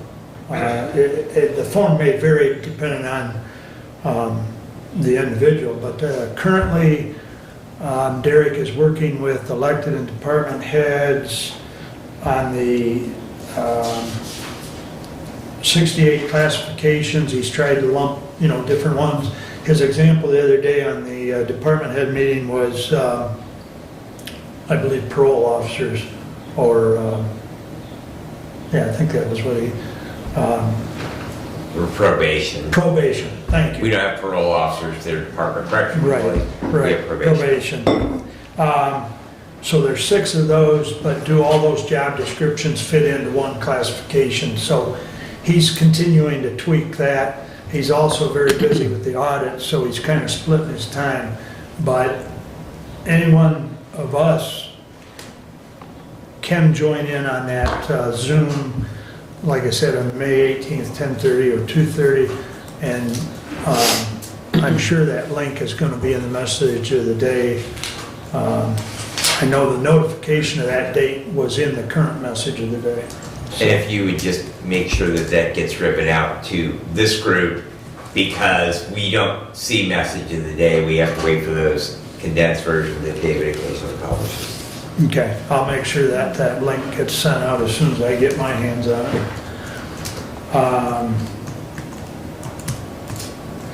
And then the anticipated,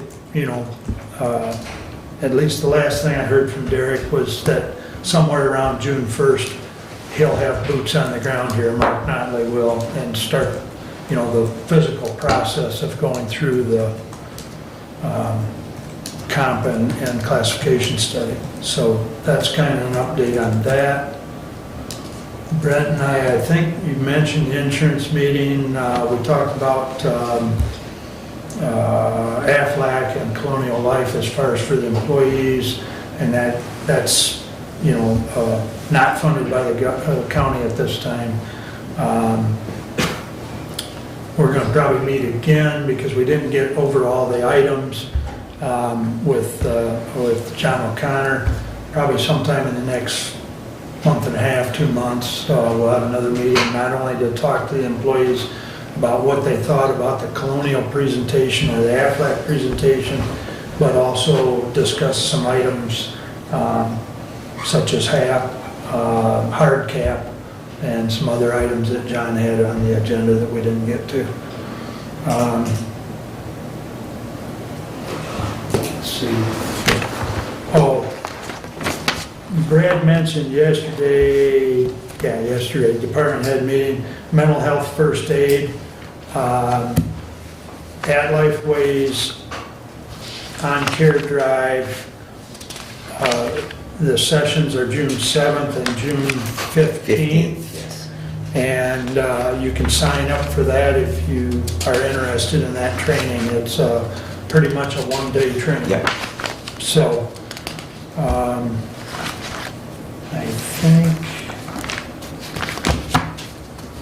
think that was the only things I wanted to mention out of the department head meeting.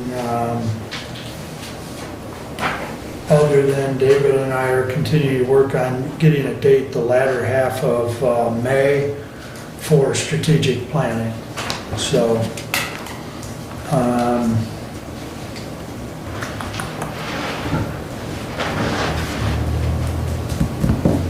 I think that's all I have at this. Oh, one other thing I was going to talk about real quickly is MAC. The summer conference is held at, I don't have the date in front of me, but the summer conference will be in Kalamazoo at the Radisson up there. So it's still relatively close. The MAC priorities for 2023 are revising the Open Meetings Act to meet with the demands of the 21st century.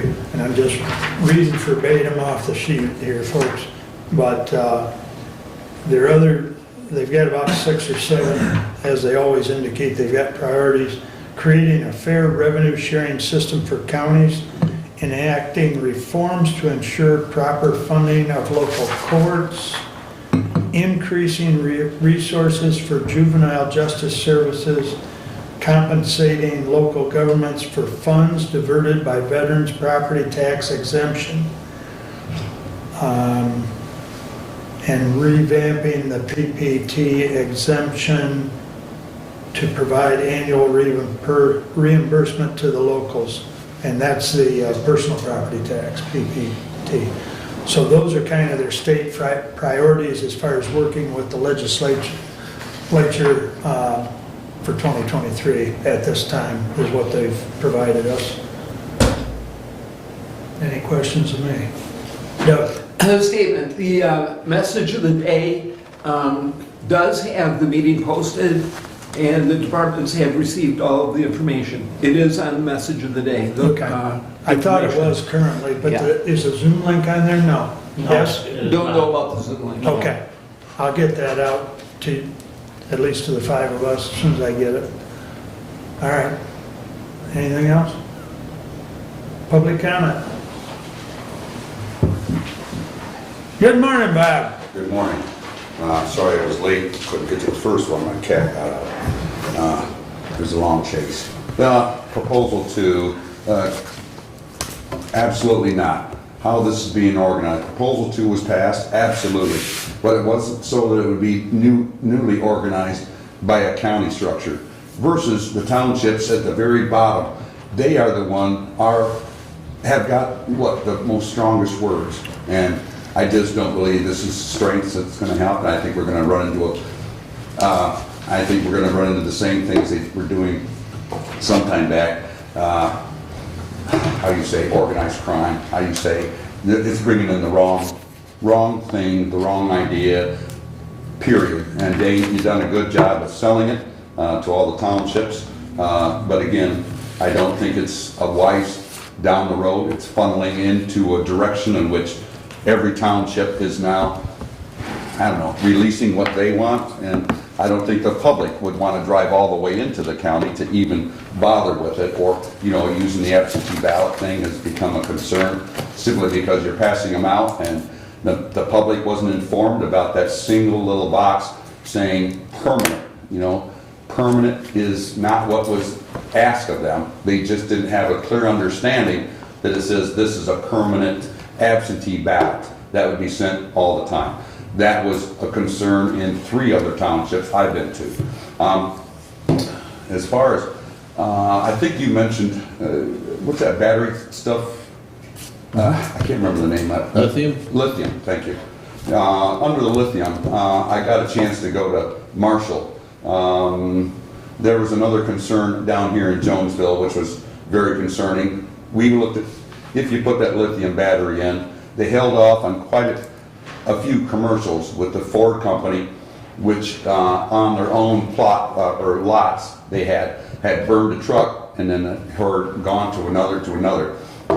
And I got with 2 other fire departments, and there's no way to put this stuff out. Over at Branch County, there's nothing there, nothing. It's better to just get the car, let it burn. That's what one said. The other is, if it does, the alternative is bury it right on the spot. There's no way to put it out. They did say that there was a 1 to 4, that means 1 tanker truck to a gasoline one, with 4 tankers to a simple car or whatever you call hybrid under these battery issues. What are you going to do if we had to vacate, if this was to be put in Jonesville? To vacate how many of the citizens, and close knitted to that is our water. Wow. You know, we got a real big concern. It shouldn't be, and it's just a wrong to having that placed here. We're looking at Iowa. We looked at 120-mile radius on which, if they placed a plant, could we say that if it burned, can we vacate the people? Can we get them out on an emergency clause? We looked at New Mexico, which would be better shipment-wise. Just the lithium battery all around. Doesn't make any sense to even have a hybrid. You know, if it's in your garage, you can't put it out. It'll burn your house down. I mean, it's just not right. Plus, what does the battery cost? If your battery goes out, you're paying $60,000 for a car, and then you got to go out and buy a new battery, $35,000. I mean, it's just kind of absurd. But anyway, that was my, course I wanted to take today. But thank you for mentioning. I forgot that lithium. I was out there with Marshall, and there's Mr. I don't know if you know the Bozeman. He's an insurer for crops up in that area. Battle Creek, that kind of thing. But anyway, we were just trying to find out what they were going to be putting in for the solar energy, which is, I think one of them was going to be placed down there near the fire keepers or whatever that road is that goes there. I don't know what it's called, but it's big. It's monstrous. But again, farmers having to look at, can you get a good price for the property, and are they going to go with, it's not eminent domain or whatever you say, the state takeover, but it was an issue that the farmers didn't want to lose that property. So, and noting, anyway, thank you very much. But I would, since I have, don't I have 30 minutes left? How much? Thanks, Bob. I wanted to just give you a joke there. Did you guys entertain today about what Judge Staggerson released those prisoners? There were some released because of jail overcrowding. Right, yeah. So is there not, can't we get a contract with Branch County, since they have 100 and some beds open, that we don't want to have them come to our house here and reopen the insurance? I'll keep going. Thank you, Bob. Go ahead, Joe. I know you gotta go, but I want to be real quick, and I already spoke once before, but you guys brought some good stuff up. One, you guys did a good job back in 5-0 for back in the program. PTSD, as a combat vet, I struggle with PTSD, as you guys all know in the county. I went out a little crazy for a minute. That's my first point. Good job on that. First responders need that. Second, I also went to the community corrections meeting, because I'm really interested in it, on 2 different reasons. One on a professional and one on a personal. On a professional, when I served as part of the executive staff at the USB Leavenworth down in Kansas before I retired, we reached out. We had a lot of reentry programs, and part of our partners was community corrections at the local level. A lot of people don't understand what community corrections really is, but it benefits everybody. And I'll just hit a couple highlights because I'm trying to speak fast. One, it helps out the county with their budget. It helps out the sheriff with overcrowding. That's one main thing. 2, it helps out the community, because these felons, these offenders, they come back and they're going to be next to us. We don't want them to continue doing crime, and we don't want them living next to us. God knows my neighbors hated my guts when I was doing all that nonsense. But we want them to get the services they get. When they're in community corrections and they're being supervised on the outside, that's cutting down on overcrowding, helping your budget, and these offenders are getting programs that they need. It could be mental health, it could be domestic violence court, it could be drug court, it could be whatever, to get the programs they need so they don't go back to jail, and we have a recidivism rate, brings it down. It's a win-win for the judges, gives another tool for them. Everybody wins in this. I'd really suggest, I know it barely passed the board when it got approved the first time, but, and for different reasons, maybe because of spacing or because of whatever the reason may have been, but it really benefits everybody in the community, from the offender to the judge to the budgets. That done. Doug, you have been busting your hump on, and it's finally glad to see that every one of your resolutions got passed. Because you've been busting your hump on this court deal over the last few months, and I know I've seen your face when you're just like, oh my God, go back to drawing board, I gotta go back to drawing board. Thank you, as a citizen. Now you guys are selling this building. I already heard my first thing earlier. I hope that we don't kick the can down the curb, down the road, thinking we got 5 years or 3 years, even though that's what it says. But cost, just think about it. The cost, the more we put it off and come up with a solution for the court to go, the more we're going to be paying into whatever it's going to cost to get a building or build a building or whatever you got to do. Who knows where we're going to be. So I hope that you guys really now are under pressure. I would like to get it done. And not only for that reason, for the other reason, your employees, now they're going to be having anxiety because they don't know what's going to happen for their benefit. I'm done. Thanks, Joe. Tracy, then I'll get you, Steph. Real quick, I stuck around, I've been on a lot of boards and committees, so I don't envy your guys' position. I know to make good decisions, you guys need information. Earlier today, you were talking to Keith O'Neill and had a lot of questions about the MPSCS and 800 megahertz radio system. So therefore, I'm just offering, I'm not interested in the political part, but the radio grant that Mr. Benzing talked about earlier was 2010, where all the fire departments got one. At that time, I took the trainer course, so I've been an MPSCS trainer since 2010. I'm involved in the statewide communications work group. I've worked on the county radios and programming radios for a long time. There seems to be a lot of concerns about the MPSCS in Branch County and that kind of thing. I can tell you as a trainer, as a technician, as a user, because I use it every day for my job, Branch County is not a concern to me. So Commissioner Benzing, Wiley, they have my phone number. They're welcome to share it with you guys. I just offer that up. If you guys have questions, a non-biased technical question, I'm more than happy to answer questions for you guys on an individual basis. So I just think it's important you have the information to make wise decisions. So I'm not interested in the political part, but the technical part, feel free to give me a call. Appreciate that, Tracy. Stephanie? So I guess I'm looking for some direction. I sent you all an email regarding the Adams Township clerk, and my email resort possibly to litigation if she does not sign the checks that they owe to the county. Just need this board's direction on whom, and I'm in uncharted waters. I've never had this happen. Well, and correct me if I'm wrong, but Brad and I actually talked about this earlier, and we think it may, and I emphasize may, resolve itself tomorrow, or not tomorrow, Tuesday. Tuesday. So let's wait till then, or Wednesday. Right. And then Brad and I can certainly, discuss it with you. So technically, this money has already been collected, so you're aware.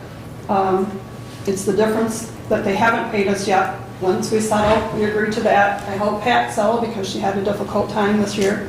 And then she wrote the checks and then the clerk refused to sign them because of the Lake Belair incidents issues, which Right. have nothing to do with what she's already collected. Right. So I just want you aware that's the situation. I think everybody got the emails, didn't they? Okay. So, Let's, that's $110,000 that's owed to the county, and probably half of that's to the drains. So, if that's acceptable with the board, Brad and I'll follow up with that next week. I would authorize the treasurer to take any and all legal action necessary to recover the taxes that have been collected by Adams Township. At this time? I would do it right now. I wouldn't wait. I mean, statutorily, the township has a requirement to submit those funds to the county once they collect them. I don't disagree with you. If that's a We're just trying to save the cost, because regardless, even if they pony up the money, if the treasurer files suit, that Yes. we will incur costs, and I would concur with Commissioner Wiley that I am fully supportive of, yes, we need to collect those funds, but that let's give the voters an opportunity to resolve that situation. If they do resolve that situation next week, then we can move forward from there without expending any additional dollars. We have a meeting in 2 weeks, and if we need to press on regardless at that point, we'll press on regardless. I'm good with that. I just wanted to know what direction to go. We're 4 to 5 days from this problem just going away. Potentially, Well, but you don't know. Potentially just going It's away. possible. Yes. It's We're possible. technically set because the clerk would tell you, depending on the outcome of the election on Tuesday, The the board of canvassers. canvassers don't meet until Thursday Thursday. morning at 9 a.m. Yeah. Right, right. So You are until the correct. election is certified. So I yes. mean, yeah, Thursday afternoon or Friday would be our, yeah. But And would I use Mr. Thompson if that were the case? Is that how that works? I mean, who do I use? Well, nobody yet. I know. But I want to, I would think Tom could handle that for us. I would think, I don't know why not. yeah. So, all right, thank you. all right, Brad and I'll make sure we get with you next week, Stephanie. Thank you. Randy, anything? Check. Oh. For your clothing. Okay, very good. Additional business. None. Brent? Two things, and I forgot, and you mentioned it, but the auditors are here on May 8th. So Yes.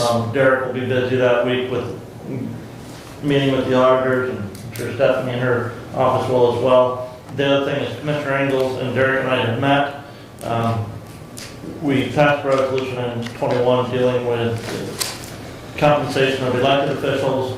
That resolution says if we want to report back by July 1 or first meeting in July, if possible, we're taking the approach that we're going to wait and build that compensation for elected officials off of some of the report that we get from Mark Notley and Municipal Consulting, so that won't be available in July. Just notifying the board of that, and that is it. Okay. Just to add, so the auditors will physically be here from the May 8th through the 12th, and they'll be occupying, from what Derek said, the room down here in the hallway or next. Across the stairs. Yeah. Right. And then there's still, I mean, there's work between now and then, but there's work after they're here as well. So Derek and Stephanie's office will be busy with that, so. Additional business. I have the lease signed by Hillsdale Renaissance LLC, and it will require your signature. Okay. Thank you. What do you want me to do with this after? Give it to Randy? Okay, very good. Thank you. Additional business, Brad? Just to echo your comments about mental health first aid, there is a electronic sign-up sheet. Everyone is welcome to participate. Our safety captains from all of our buildings are required to participate in that, but it is open to any county employee, any elected or appointed official. So I would encourage you to attend. And then also, if you're talking to townships, if they have fire departments, there is going to be an electric vehicle expertise training at the Camden Frontier School on July 29th from 8 to 5 p.m. I believe that's a Saturday. There is a cost per participant in that. If they exceed a certain number, I believe the cost drops in half. So more Is it people Camden School? It will be at Camden School, yes. Not a risk. So- I'll get a copy of that. And engagement again? Is July the 29th. Okay. So do make sure if you have fire departments in your districts to let them know that as you make your visits. That concludes all that I have. Thank you. Thank you. Last comment I have was the keynote speaker, I think it was during lunch on Tuesday at the MAC conference, was Chris Harkin, who is the budget director. And the state's proposal for the next budget period is $79 billion.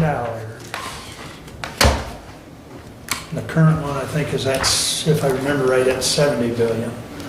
So it's just a teeny increase. Well, it was less than 50. Anyways, that's all I have. Thank you.